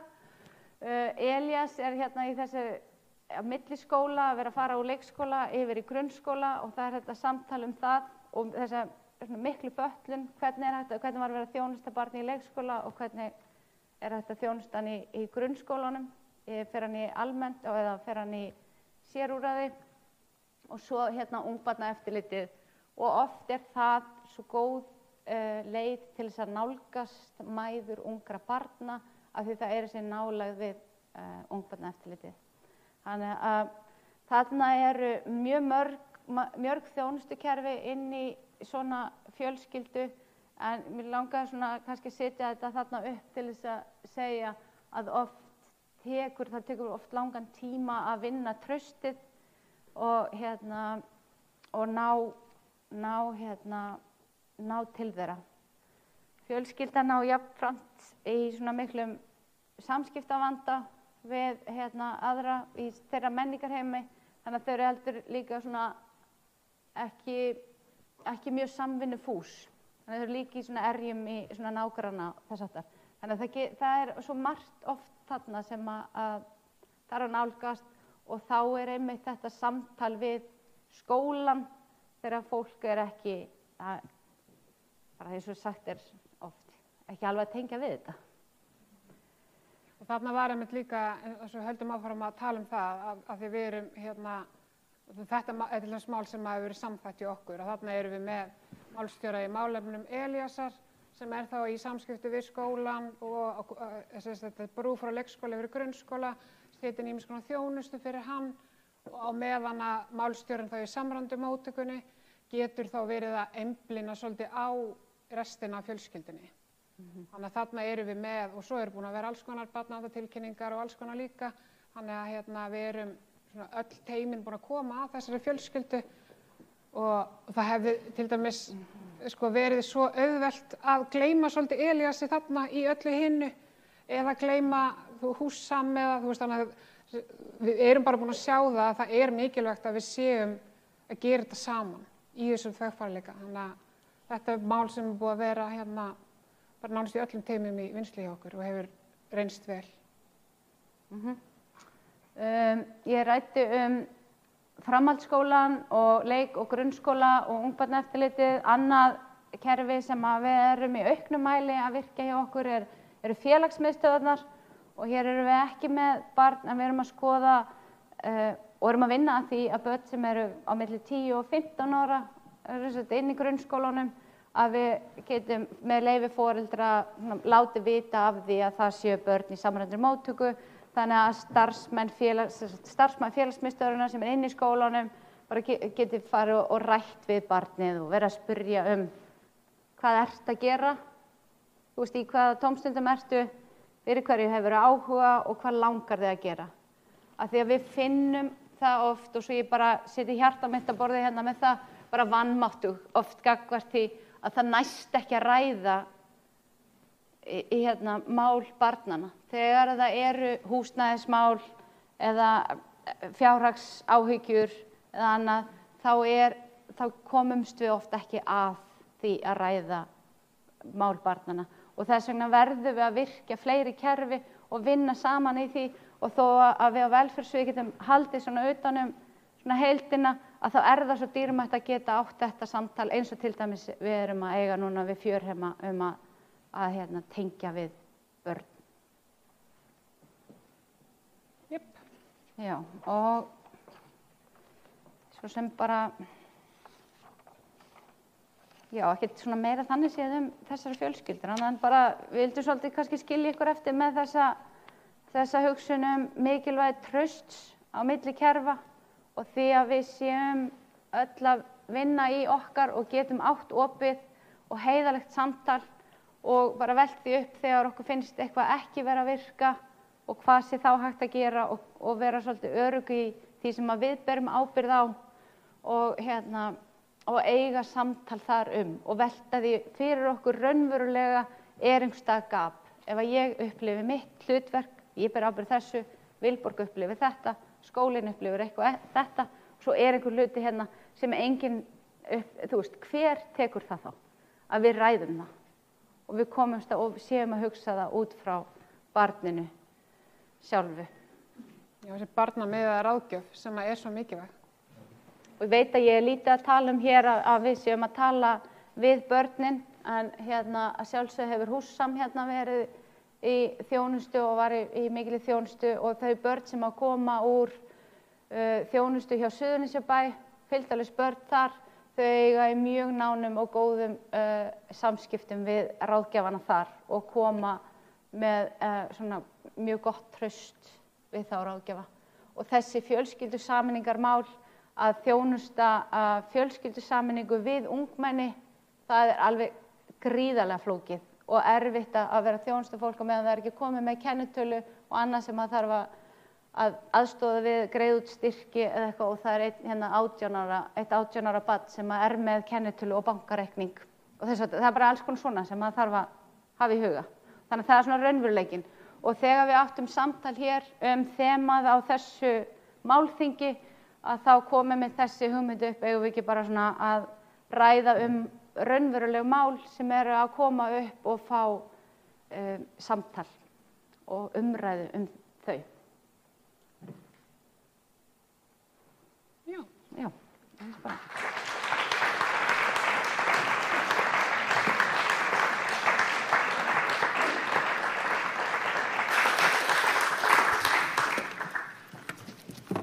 Sko, þau voru mér möppur. Já. Þökkum þeim Hilmu og Vilborgu kærlega fyrir átakanlega sögur úr raunveruleikanum er akkúrat það sem við þurfum vegna þess að tölur segja eitt, sögur snerta hjartað. En tölurnar geta líka bent okkur á ýmsa hluti eins og við sáum það hvað stór hluti barnanna af erlendum uppruna í Reykjanesbæ er ekki á flótta. En samt sem áður er í umræðunni í Reykjanesbæ, ég bý sjálfur í Reykjanesbæ, í umræðunni þar er talað alla hælisleitendur, alla sem eru á flótta, sem sé að sliga kerfið. Þannig að það er gott að hafa þetta í huga. En mér langar að þakka ykkur öllum sem hafa verið með erindið og þegar virkilega staðið ykkur vel í tímasetningunni. Eða ég fundarstjórninni, ég veit ekki hvort við erum 2 mínútum á undan áætlun. En nú er komið að pallborðsumræðunum og mér langar að bjóða henni Evu Bjarnadóttur frá UNICEF að taka við keflinu, kynna þá sem taka þátt í pallborðinu, en hún ætlar líka að sjá að ljúka þessu þegar við erum búið með pallborðið með örfáum orðum. Þannig að fundarstjórninni minni er lokið og bara keflið komið yfir til hennar Evu. Takk fyrir.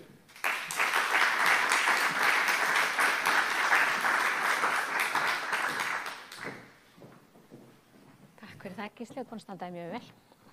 Ég ætla þá að bjóða Maríu Ingibjörgu Kristjánsdóttur, félagsþjónustu fulltrúa hjá Sambandi íslenskra sveitarfélaga, að fá sér sæti hérna í pallborði. Pál Ólafsson, framkvæmdastjóra farsældarsviðs Barna- og fjölskyldustofu, Hanna Hilmu Hólmfríði Sigurðardóttur, teymistjóra hjá velferðarsviði Reykjanesbæjar og Hanna Vilborgu, teymistjóra líka hjá velferðarsviði Reykjanesbæjar og Tóttlu Sæmundsdóttur, framkvæmdastjóra Barnaheilla. Gjörið svo vel.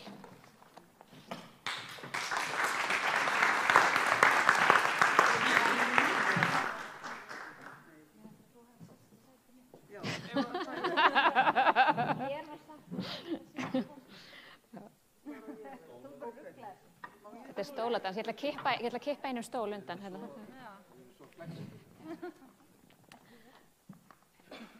Kæra þakki fyrir frábært erindi, Hilma og Vilborg, og velkomin í pallborð þið hin.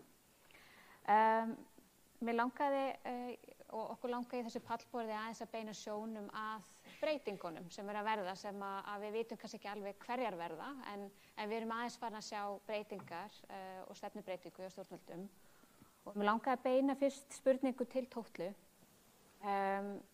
Hvað áhrif þú tellir að þessi breytingar sem við hafa þegar orðið geti haft eða hafi á börn í hópi umsækjenda vernd? Þetta var eiginlega svolítið skemmtilegt að hlusta á erindin ykkar, af því að það var eiginlega komið inn á alla þessa punkta. Þú veist, hvernig hefur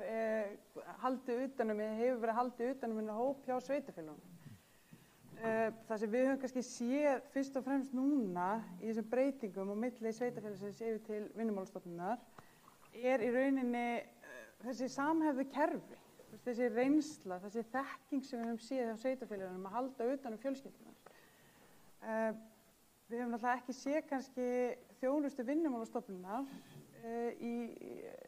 með fjölskyldur eða skólaþjónustu eða svo framvegis. Þannig að við erum svolítið að sjá svona, gat. Við vitum í rauninni ekki almennilega hvað verður. En til dæmis þessi frásögn áðan sem við varst alveg frábær meðan Ómar, þá sáum við hvað var mikilvægt hvernig þessi samhæfðu kerfi halda utanum barn sem í þessari stöðu og í rauninni miða út frá barninu sjálfu. Það sem við sjáum alltaf aftur og aftur í rauninni að börn eru sett sem einhver svona fylgihlutir með þeim sem að sækja vernd. Í staðinn fyrir að taka þessa barnvænu nálgun og miða út frá barninu. Við vitum til dæmis að það verður ekki boði leikskólapláss eins og hefur verið oft á sveitarfélögunum eða frístund eða íþróttur og tómstundastarf.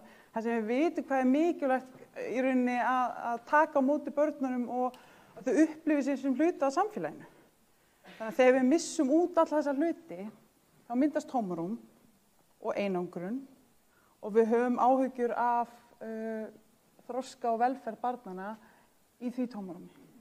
Og við vitum í rauninni ekkert hvað verður. Það svona kannski líka eins og þú talaðir að við vitum hvað tekur við.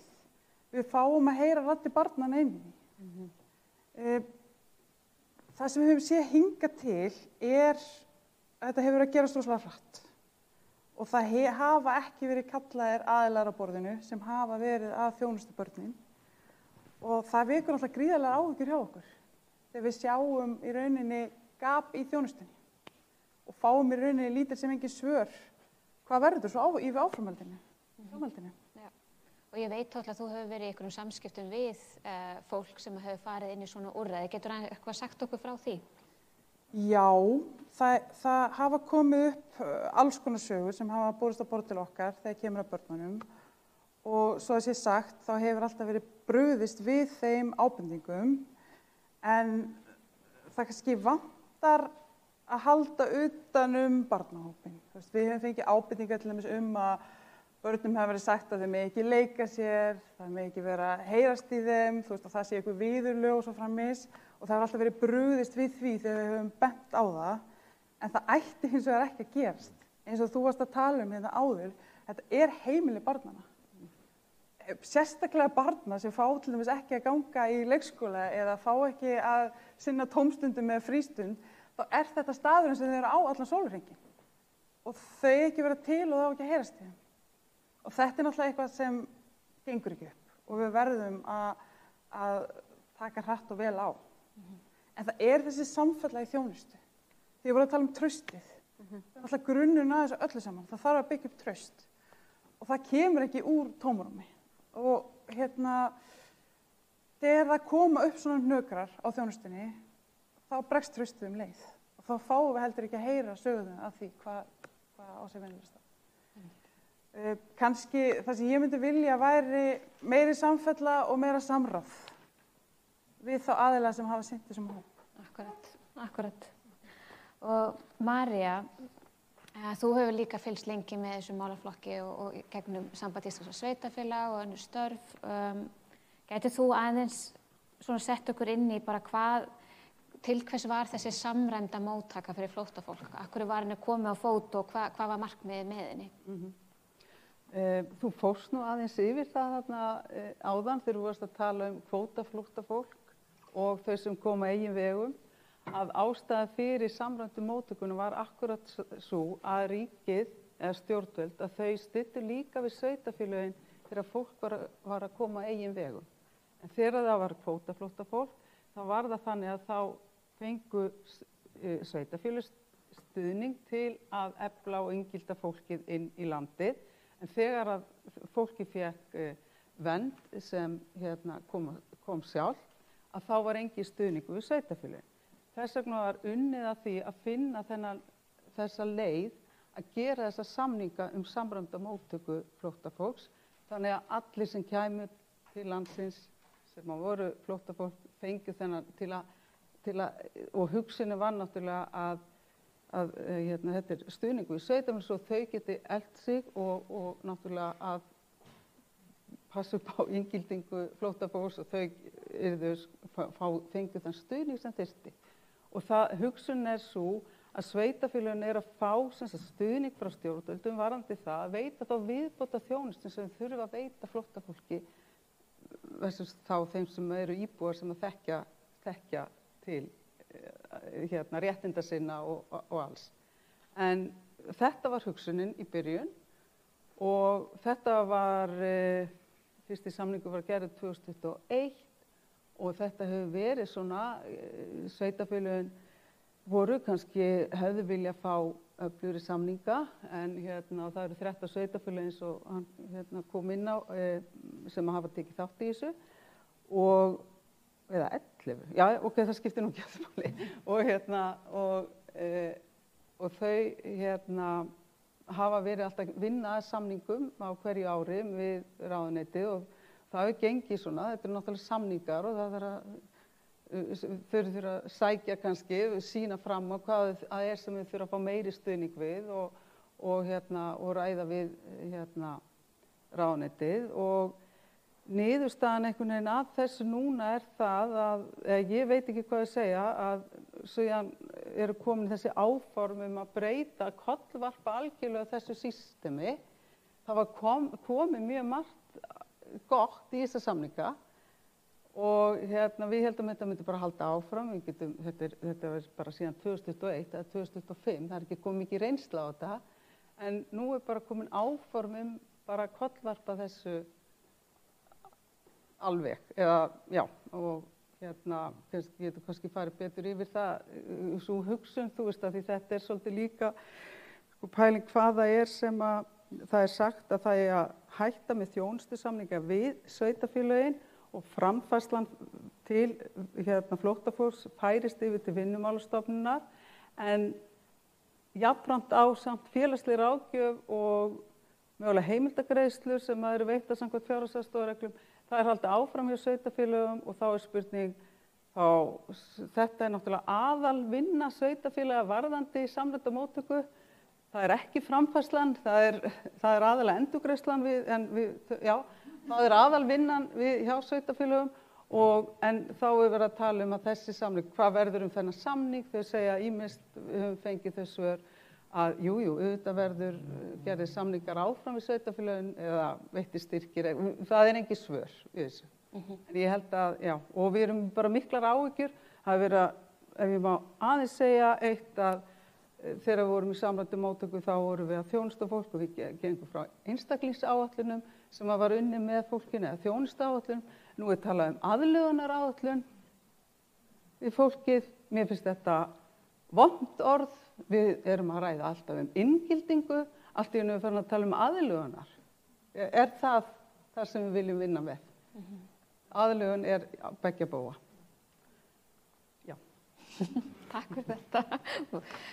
Mjög skýrt, María. Og mér langaði að varpa til ykkar Hilma og Vilborg. Það spurningar þessi áform, við vitum ekki nákvæmlega í hverju þau felast, en hvað svona, ef þið miðað við það sem við vitum í dag, hvaða áhrif þið sjáið fyrir ykkur að þetta geti haft á börn í þessum hópi? Mínar áhyggjur snúa helst að þessari heildarsýn sem við vorum að fara yfir áðan, að sé horft á málefni hverrar fjölskyldu í stóru myndinni, það að fjölskylda komi inn í þjónustu sveitarfélags vegna þess að þau eru að fá stöðu sem flóttamenn og það sé hægt að tengja þau strax og vera að horfa, eiga samtal bara líf fjölskyldunar, hvernig líður dagurinn og þess áttar, að fólk að koma inn oft þó það sé ekki eitthvað, það ekkert eitthvað sem þetta ekki viðbragð við einhverjum vanda eða einhverja áskorun sem fjölskyldan stendur frammi fyrir, heldur kemur það inn til sveitarfélagsins vegna þess að það fær þessa stöðu. Og eins og við fórum yfir áðan að þá eru þetta svona tákn sem hægt að horfa eftir, að ef þú hefur fengið stöðu flóttamanns þá það vegna þess að fellur að skilgreiningunni að vera flóttamaður og þú fellur ekki að þeirri skilgreiningu nema þú hafir upplifað ógn. Þú hafir búið við þannig aðstæður, annars fengur ekki þessa stöðu. Og þess vegna ertu komin til sveitafélagsins og þetta samstarf og samtal á milli teima í velferðarþjónustunni, við skólana, það skiptir gríðarlega miklu máli og það sé hægt að horfa á stöðu barnsins líka út frá aðstæðum foreldra og þetta líka aðstæðum foreldra út frá barninu. Þannig já, ég hef alveg áhyggjur af því að sú svona yfirsýn yfir mál hverja fjölskyldu og þessi heildarsýn að hún tapist, að þá verði þá væntanlega þannig að mál fjölskyldna með flóttamannabakgrunn koma til sveitafélagana ef það eru áhyggjur af einhverju hjá barninu, ef það er eitthvað að koma upp í skólanum, að þá er haft samband við velferðarþjónustuna, við barna fjölskyldheimi, talað þetta í nemendaverndaráði eða eitthvað slíkt. Og það gerist ekki nema að eitthvað sjáist, eitthvað sé að gerast. Og það er svo margt í lífi þessara fjölskyldna sem er í gangi sem ekki sést og fólk er ekkert að segja frá. Og þessar 3 fjölskyldur sem við erum búin að fá sögur af hér, sagan hennar Hatju og saga þessara 2 fjölskyldna sem við fórum yfir, það er ekkert endilega börn sem að myndu rétt upp hönd og óska eftir stuðningi og kæmu mögulega bara aldrei inn í þjónustu velferðsins. Þar liggja áhyggjur mínar út frá lífsgæðum og velferð og framtíð þessara barna að við séum ekki að styðja við það að við séum að rjúfa einhverja áfallasögu og við höfum mikið rætt það núna bara í nútíma samfélagi að áföll erfist og við séum að vinna að einhverju ákveðnu til þess að koma í veg fyrir það að áfall foreldris erfist til barns en samt ætlum við að gera þetta svona og þar liggja mínar áhyggjur að við séum bara að horfa út frá fjárhagsaðstoð og þá sé þetta fara til Vinnumálastofnunar en við séum ekki að horfa á stórmyndina og ég bara ætla að vona og ég ætla bara að treysta stjórnvöldum til þess að fara ekki í vegferðina með þeim hætti að það sé farið aftur á bak í þeirri þjónustu við þessa einstaklingi í þessari stöðu. Akkúrat, einmitt og það er þessi tilfinningum sem ég held að margir deila núna er að við séum, það sé hætta á að við bökkum alveg áratug, búið að eyða miklu púðri í að byggja hér upp þjónustu. Mér langaði þess að spyrja þig kannski Vilborg hvort að þið merkið, eða nú samningurinn við sveitarfélögin sem voru að sinna umsækjendum var ekki framlengdur og þannig að þau eru komin úr ykkar þjónustu. Merkið þið að þau eru ennþá mörg samt í sveitarfélaginu og sum hafa verið flutt úr sveitarfélaginu. Merkið þið breytingu eða verið þið vör við breytinguna sem hefur orðið? Það er kannski ekki alveg komin reynsla á það strax en við höfum áhyggjur af því og við vitum alveg við sem erum stundum næst þjónustu við börn, við vitum alveg að það þarf ekkert alltaf eitthvað rosa mikið til. Þegar við erum að tala þetta og þá hugsum við kannski að barn þurfa að fara í eitthvað svakalega meðferð eða gera eitthvað svakalegt en það sem getur gert lífsgæði barns svo miklu betri kannski að það fara að æfa eitthvað íþrótt eða að það sé hluta af einhverju heild eða sé að mæti félagsmiðstöðina. Við erum ekkert endilega að tala eitthvað svakalegt inngrip í lífi barns og þarna hef ég áhyggjur eins og Hilma kom inn á og þau líka að við séum að missa þetta tækifæri bæði fyrir börn sem eru ekki komin með kennitölu og börnin sem eru nýkomin með kennitölu að það þarf ofta ekkert mikið til. Að barn mæti eitthvað, þessi hluta einhverju heild og sé að mynda sambönd við aðra og svona, það gerir svo mikið fyrir barn. Þannig ég held að við þurfum líka að minna okkur svolítið á það að við erum ekkert endilega að tala eitthvað svakalegt inngrip eða eitthvað svakalega meðferð. Við erum að tala virkni, eitthvað sem bara öll börn þurfa. Þetta er sömu börnin og við erum með heima hjá okkur, þetta er bara börn. Við heyrum stundum í þessari umræðu því fleygt að það sé vont fyrir börn að tengjast, þau ættu ekki að fara í íþróttir og þau ættu ekki að vera mikið inn í samfélaginu af því það er svo erfitt þá að fara ef að þeim verður brottvísað, myndirðu taka undir það? Bara alls ekki. Það er ekki öll reynsla góð, öll jákvæð reynsla, öll samskipti og allt sem er gott fyrir okkur, það getur ekki verið, þá myndum við aldrei gera neitt. Við getum ef við getum mista þá sætum við bara heim og gerum ekki neitt. Gætum aldrei hvatt. Já, Nei. ég gæti þurft að kveðja því. Ég ætla bara ekki að tala við þig. Ég held að þarna séum við meira að hafa áhyggjur af þeim sem að búa á Íslandi. Þú veist, það er erfitt að sjá eftir eins og Vilborg lýsti í símtalinu við Ráðgjafar- og greiningarstöðina. Þetta er erfitt, en þú veist, miðað við hitt, það sem hinir að fara í gangi gegnum, þetta er ekki neitt fyrir okkur sem erum hér, sko, að tengjast einhverjum. Svo er það líka alveg að við bara svona setjum okkur aðeins í samhengi við bara fræðin, að þá það að þau sem að stoppa hér stutt við mögulega og þau fái góða þjónustu á meðan þau eru, að það gerir fólk sterkara í þeim aðstæðum sem að það fer í. Og það er það, bara talandi barnasáttmálann, að þegar við erum að koma og bara við getum hort á þetta líka við fullorðið fólk, ef við erum að koma við líf fólks, þá viljum við skilja þau í betri aðstæðum heldur en þau voru. Og ef við getum að einhverju leyti auki lífsgæði fólks, þó að það fari eitthvað annað, að þá verðum við að gera það. Já, og þau græða heldur betur á. Akkurat. Og Páll, þú sérðu að innleiða farsældarlöggjöfina og samt þínu teymi. Eru þau að grípa börn sem eru í þessum aðstæðum, umsækjendur vernd sérstaklega, og hvað gerist núna þegar að meginþungi þjónustunnar færist frá sveitarfélögum til Vinnumálastofnunar? Getur það haft einhver áhrif á aðgengi barna að þessari farsældarlöggjöf sem við erum að innleiða? Já, mér langar að byrja á því að þakka fyrir þessi erindi og þessa frábæru innleiðing, þessi fyrsta erindi sem var haldið hérna. Það er ekki smá hugurökk ung kona sem að segja okkur frá ferðalagi sínu og ykkar erindi hvernig þetta lítur út í raunveruleikanum, og mér finnst þetta svo gott að við munum eftir því að þetta eru börn. Mér finnst stundum eins og það sé verið að tala eins og þetta sé eitthvað annað, einhverju sem að maður þurfi ekki að hugsa að hafi tilfinningar eða að þetta geti haft einhver áhrif á þau. Hvernig myndum við vilja að væri komið fram við okkur ef við lentum í svona aðstæðum? Það þarf ekki annað en eitt stórt eldgos til þess að við þurfum að fara af þessum kletti í miðju Atlantshafinu og erum þá kannski í þessari aðstöðu að þurfa að vera flóttamenn einhvers staðar. Og við erum hluti af heiminum og það kom fram að það væru 89 milljónir barna á flótta.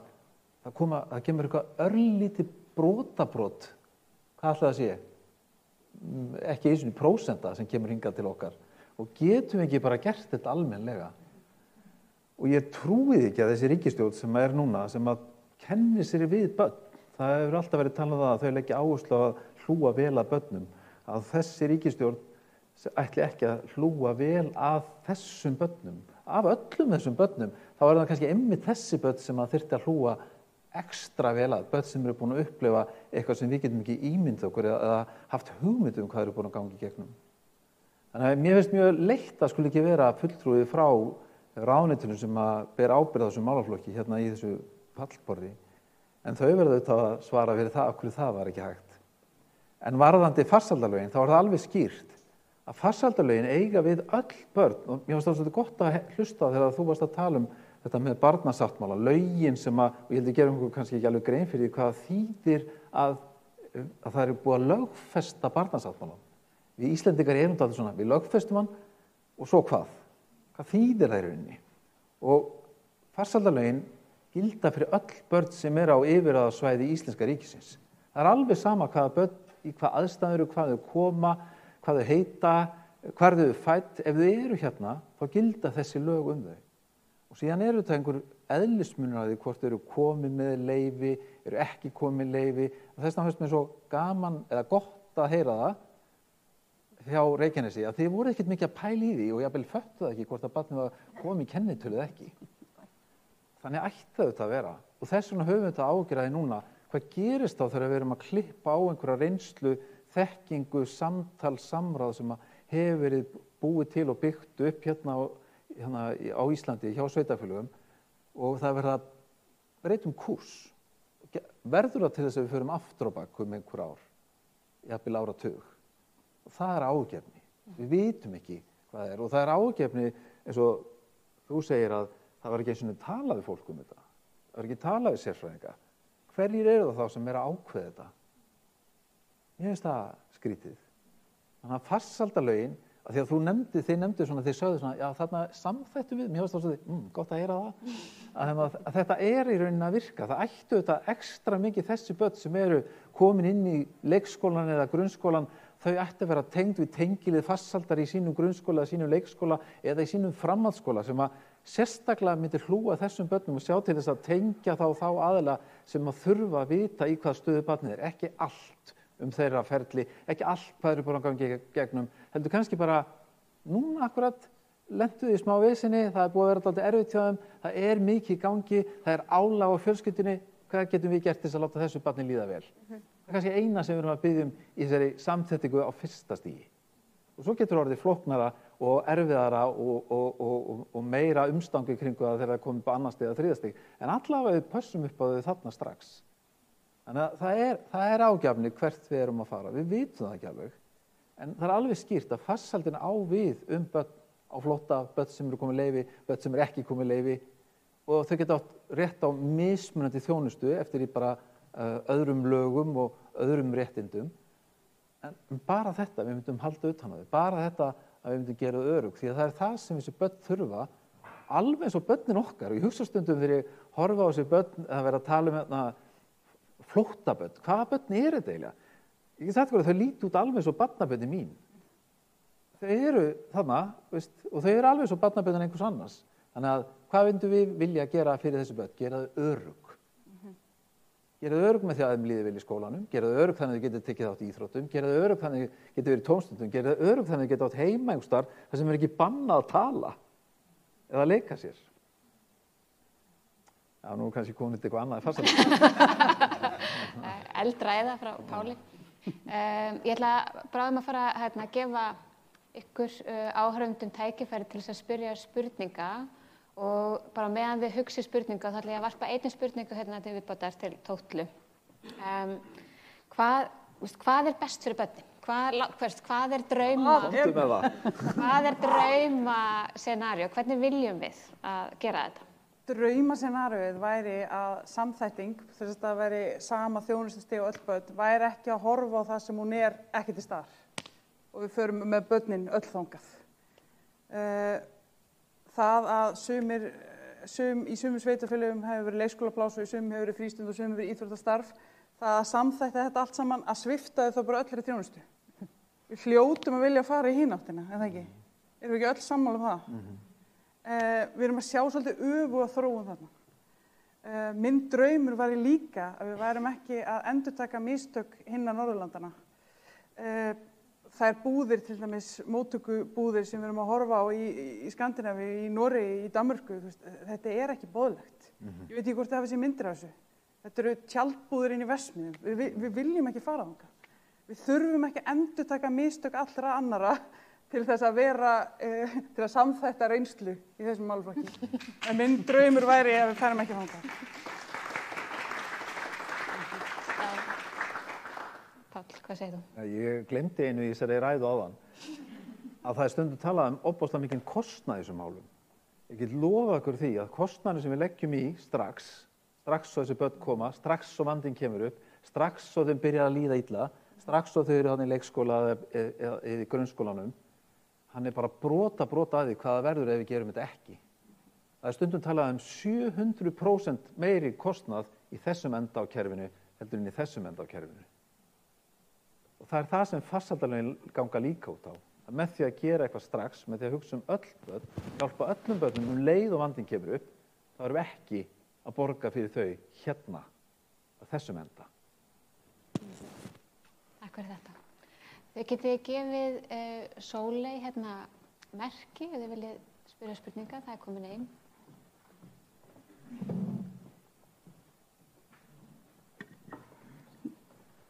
Komið sæl. Auðvitað ég ráðgjafi í kvennaathvarfinu og held utan börnin sem eru hjá okkur í dvöl.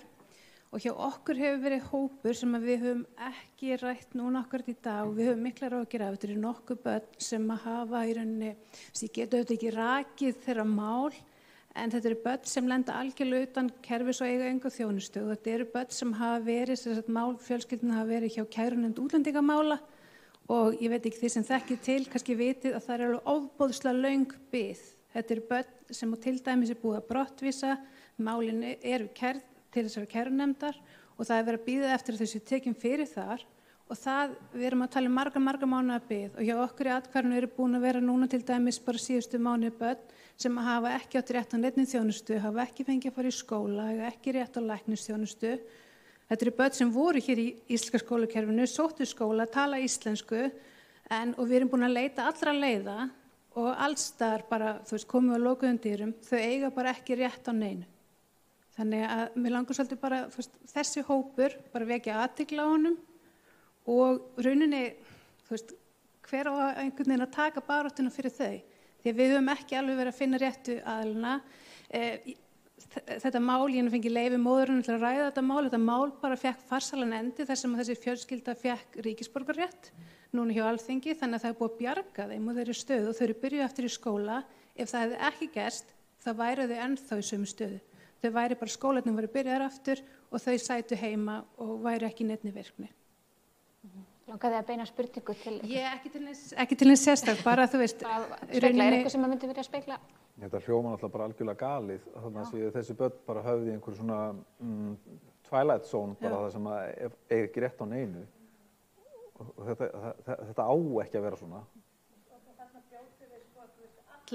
Alla greina barnasáttmála sem við vorum að ræða hérna í upphafi, hver einu og einustu. Sem við viljum grípa það er í rauninni engin spurning, þetta er bara í rauninni að vekja athygli á að þetta er hópur sem þarf einhvern veginn að sinna líka og ég er alveg viss það að því í kvennaatkvæði kemur bara lítill hluti. Það eru pottitt fleiri börn í þessari stöðu sem eru þá á þessum lista, þar sem eru mál þeir eru hjá kærunefnd útlendingamála og þau eru í þessari bið og merkt þannig og þau ekki rétt á neinni þjónustu. Ég hefði bara haldið að öll börn ættu rétt á grunnskóla. Já, mér finnst það einmitt áhugavert, sko. Allt annað ætti að vera, er auðvitað, þetta er allt vont. Heilbrigðisþjónustu, skólaþjónustu. Neyðarþjónustu, heilbrigðiskerfi, en já, þetta er bara sælt umlega alltaf. Já, það eru greinilega börn að falla á milli í kerfinu okkar, sem er mjög alvarlegt og kannski svona lýsandi fyrir þessa skiptingu sem við gerum alltaf, við erum stöðugt að flokka fólk eftir því hvar það er statt í ferlinu og hvaða réttindi það á hverjum tímapunkti og þetta bitnar allt á börnunum á endanum að þau fá ekki þjónustuna sem þau þurfa. Þið í Reykjanesbæ hefðu aldrei látið þetta gerast. Ég var að hugsa það, sko, ég held að þetta barn var örugglega í skóla í okkur, en ég veit það samt ekki. Skólinn sem þau voru í, við viljum ekki frekar en fá þessi börn til okkar aftur, en við getum ekki tekið við þeim fyrir að kærunefndin er búin að álykta þeirra mál og ef þau fá að komast aftur á biðstöðu að þá mega þau mæta í skóla. Þá hefðu aftur farið inn á borð Vinnumálastofnunar. Þannig þau lenda bara í svona einhverju svona Þetta er hluta þessu sem að lögin breyttust þarna, nú er ég ekki lögfræðingur frá sambandinu, en mögulega það þannig að þetta breyttist þarna varðandi brottvísun eiga enga rétt á þjónustu ef það er búið brottvísa. Það tengist því náttúrulega og það var mjög mikið verið að leggja áherslu á það að sveitarfélögum myndi grípa þau sérstaklega varðandi framfærsluna, en sveitarfélögum voru ekki, fannst það ekki vera, það var bara tekin þessi ákvörðun og ekkert hugsa neitt lengra en sagt að sveitarfélögin ætti að grípa sérstaklega varðandi framfærslu. Reynda var ekki verið að tala skólabörn eða þannig en ég hugsa að við erum með umsækjendur vernd, þau fara í skóla, skilur það ætti þetta að vera saman. En þá er kannski spurning hvort það sé barn á fjölskyldustofu bara að kanna hversu mörg eru á þessum lista. Inni á kærunefnd útlendingamála eru mörg börn sem eru í þessari stöðu.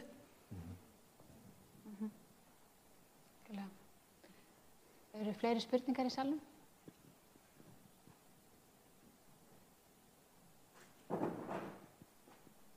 Það getur bara ekki verið þetta sé svona þögull hópur hérna. Ég meina, sérðu hvað sitja hérna? Þetta er ekki séns. Nei. Já, þetta kemur inn.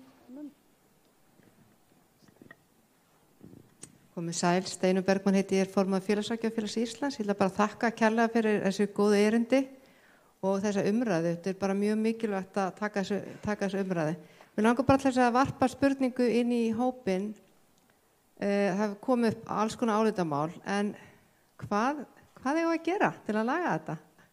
Stórt spurt. Já, viljið þið byrja, Vilborg og Hilma? Ekki samtala alltaf fyrsta skrifið? Algjörlega. Þú þurfa að ræða þetta, ræða stöðu þessara barna og ræða hvaða afleiðingar þessar mögulegu breytingar eða ákvarðanir hafa þegar haft áhrif eða munu þá hafa áhrif. Þannig að samtal við ráðuneytið sem að stýrir þessu, það er ekki eitthvað sem að... Það meina, laga hvað? Er þetta laga þessi áformi að laga eitthvað í þjónustunni við fólk eða laga tryggja réttindi barnanna? Já, einmitt, að þetta ekki á milli kerfa.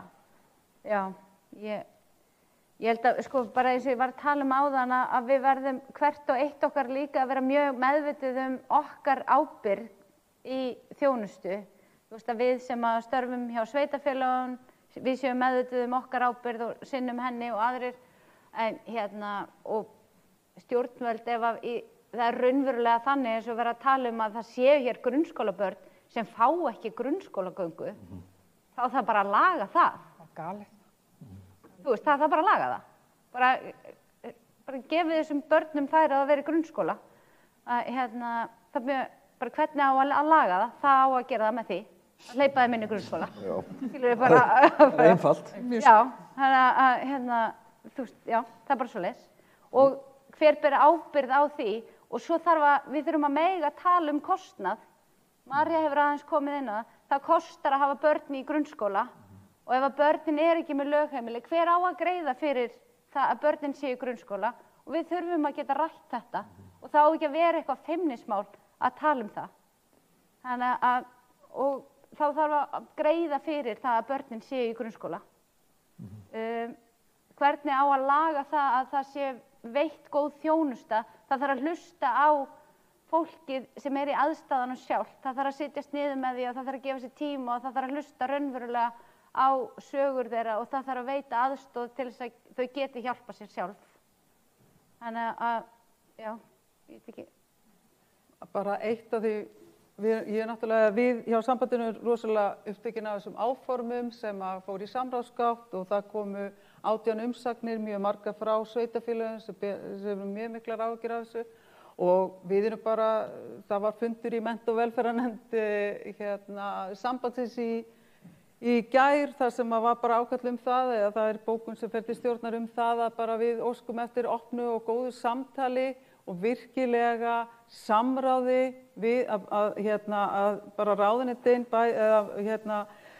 að þau hlusti aðeins á okkur og fari yfir þessi áform og allar þær umsagnir sem hafa komið fram og virkilega hlusta á það sem við erum að reyna að segja og okkur finnst líka það sem við vorum að reyna að gera áður en að þeir fóru inn í þessi áform. Þá vorum við að reyna að tala samrædda móttöku, væri ekki bara á ábyrgð félags- og húsnæðismálaráðuneytisins, heldur væri þetta mennt og barna, það væri heilbrigðisþjónustan, það voru allir að og við kæmi að þessu og við vildum sjá útvíkkaða samninga samræddu móttöku þannig að það var ekki bara samrædd þjónustan sem sveitarfélögin átti að veita, heldur hvað átti heilbrigðisþjónustan að gera og sjá til þess að þetta væri fjármagna líka, þú veist, og en þetta var svona, en við bara vonast til að þetta fari nú ekki, þetta nú bara áform sem bara jákvætt. Þetta ekki komið lengra, þannig að mögulega og vonandi hægt að snúa þessu við og þetta verði miklu lekkrar og fallegra gert fyrir alla. Átli, varstu búin að biðja orðið? Já, ég ætlaði bara að segja að mér finnst stundum eins og við Íslendingar getum ekki ákveð hvort við séum alvöru þjóð eða ekki. Mér finnst að við eigum bara við tölum stundum að við þurfum að gera eins og einhverja aðra þjóðir, jafnvel eitthvað sem að manni þykir ekkert sérstaklega fagurt eins og einhver innflytjendamál í Danmörku eitthvað svona, en við eigum bara að vera alvöru þjóð sem að tekur í alvöru af þessum málum og gerir þetta vel, að við tökum vel á móti fólki sem þarf að flýja heimaland sitt út af einhverjum aðstæðum, að við setjum ekki börnin í aðstæður sem ekki börnum bjóðandi, að við meinum ekki börnum að fara í skóla. Við getum ekki verið svona þjóð. Þá erum við ekki alvöru þjóð. Já, mig langar bara aðeins að koma inn á það þegar við vorum að tala um tölur, við vorum ekki óhrædd að tala um tölur sem ég alveg fullkomlega og algjörlega sammála, en mér finnst orðræðin í samfélaginu vera bara farið þangað. Við erum bara að tala um einhvern sligandi ímyndaðan kostnað að þessum hóp og það einhvern veginn farin öll mennskan úr umræðinu. Við erum ekki lengur að tala um fólk, við erum bara að tala um tölur og hvað áhrif það hafa og stilla upp, einum hóp á móti öðrum í samfélaginu. Við sjáum þetta aftur. Þannig að, hvernig getum við snúið þessu við eða hverju getum við breytt, þá það orðræðan og samfélagsumræðan. Af því ef hún fer ekki batnandi, þá höldum við bara áfram að sjá lækkandi þjónustustig. Við þurfum einhvern veginn að ná að snúa umræðinni við þennan hóp. Þetta eru mjög góð lokaorð, Tólla. Það var spurning. Það var spurning. Fyrirgefðu. Þetta verður svo dramatískur endir. Ég get endurtekið það. Já, við bara reynum aftur eftir. Já, takk fyrir. Óli Valstafærist heiti ég á fóstri Barna- og fjölskyldustofu. Ég baði orði fyrir svolítið síðan. Ég er kannski búin að gleyma það sem ég ætlaði að segja. Mér langar að þakka ykkur öllum innilega fyrir. Þetta er mjög þörf umræða. Mér langar svona aðeins að kasta kannski upp boltanum vegna þess að það sem ég var að heyra hérna sem komi verulega óvart sem kemur hérna upplýsingar frá Kvennaathvarfinu. Ég tel að þarna eru miklu fleiri börn sem eru í þessu gráa svæði og þá velti ég því fyrir mig bara við erum með barnasáttmála Sameinuðu þjóðanna sem segir að meðan þau eru innan okkar landamæra þá gilda ákveðnar reglur og þá velti ég fyrir mig hvað toppar hvað. Ætti hann ekki að toppa einhverjar reglugerðir eða einhverjar hefðir sem við erum að setja að því þau eru foreldrar í millistígi eða börnin í rauninni, foreldrarnir með sín börn. Þannig að ég velti því fyrir mér, getur einhver sagt við ætlum ekki að þjónusta þetta barn, samt erum við með barnasáttmála og eigum að sinna þessum börnum. Þannig að þetta er svona kannski bara svona sem ég velti því fyrir mér og annað sem að ég fæ svolítið á tilfinningunum sem aðeins sem Marja var aðeins að snerta á, við erum svolítið aftur að fara tilbaka mörg ár með því að setja allt í gömlu sílóin. Það er svo þægindarammi okkar sé að fara aftur í kerfið, þetta er ekki okkar hlutverk. Farseldin á að ganga þvert á. Við erum alltaf að tala það að vinna þvert á kerfi. Skólakerfi, heilbrigðiskerfi, eins og Reykjanesbær að gera þvert á sitt kerfi. Þannig að með þessu nýja finnst mér svolítið að við séum að fara í gömlu þægilegu sílóin okkar til þess að þurfa ekkert að gera. Þannig að það er bara svona sem ég vildi velta fram. Því að kannski aðra skoðinni en svona mér langaði kannski bara aðeins að snerta á þessu og þá hvort að við þurfum þá ekki að benda á barnasáttmálann með þessi börn sem við höfum löggilt eða lögfest. Þannig að þetta er kannski bara kommentin ekki spurning. Takk. Já. Ykkur viðbrögð? Bara ég upplifði þessi sílu mjög sterkt bara í minni vinnu, að vinna í samvinnu við ráðuneytin. Ég ætla ekki að segja neitt meir. Ég vona bara að við séum að taka, það hafa verið teknar ákvarðanir á síðustu 15 árum meira til þess að þjónusta flóttafólk betur, að við þurfum að muna og í hvaða aðstæðum vorum við þegar við tókum þær ákvarðanir og hvaðan var ákvörðunin tekin og hvers vegna og hvaða skref, hvar erum við stödd, hvað leiddi okkur að þessum stað sem við erum á núna og frá árinu 21 til 25 er rosalega stuttur tími. Sérstaklega þið munið þarna að var allt í gangi þarna 21 og 22 sem gerði að verkum að þróun var hægari í allri þjónustu, velferðarþjónustu eins og öðru.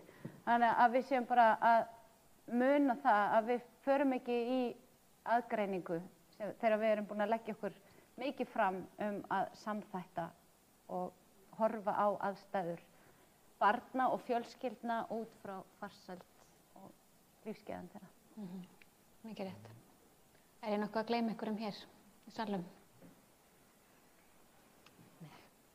Þá held ég að við förum að draga saman. Tóttla, famous last words.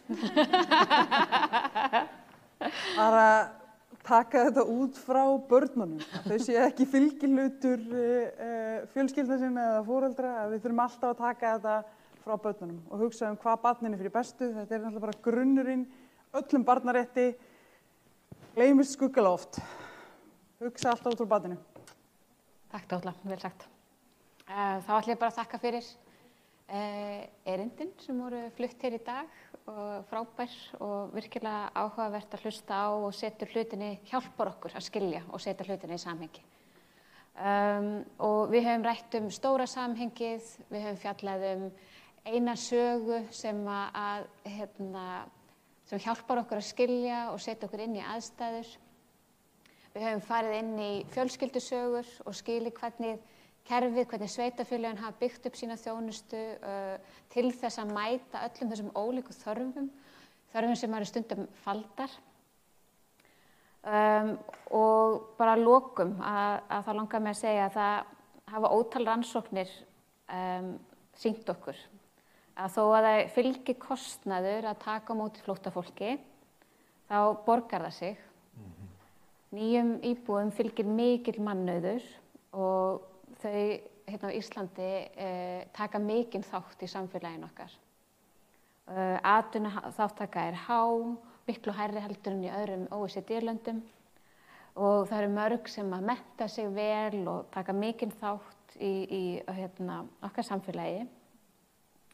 Og flest sem að flýja heimkynni sín og er að leita öruggu skjóli og það er okkar að gera þeim kleift að blómstra og taka þátt í okkar samfélagi og þessu verkefni að gera Íslanda betra samfélagi. Þannig að við getum alveg vel gert þetta á Íslandi. Þið sáuð á tölunum að þetta er ekki stór hópur. Þetta er fámennur hópur og við getum svo vel hugsað þau og stutt þau og tekið vel á móti þeim.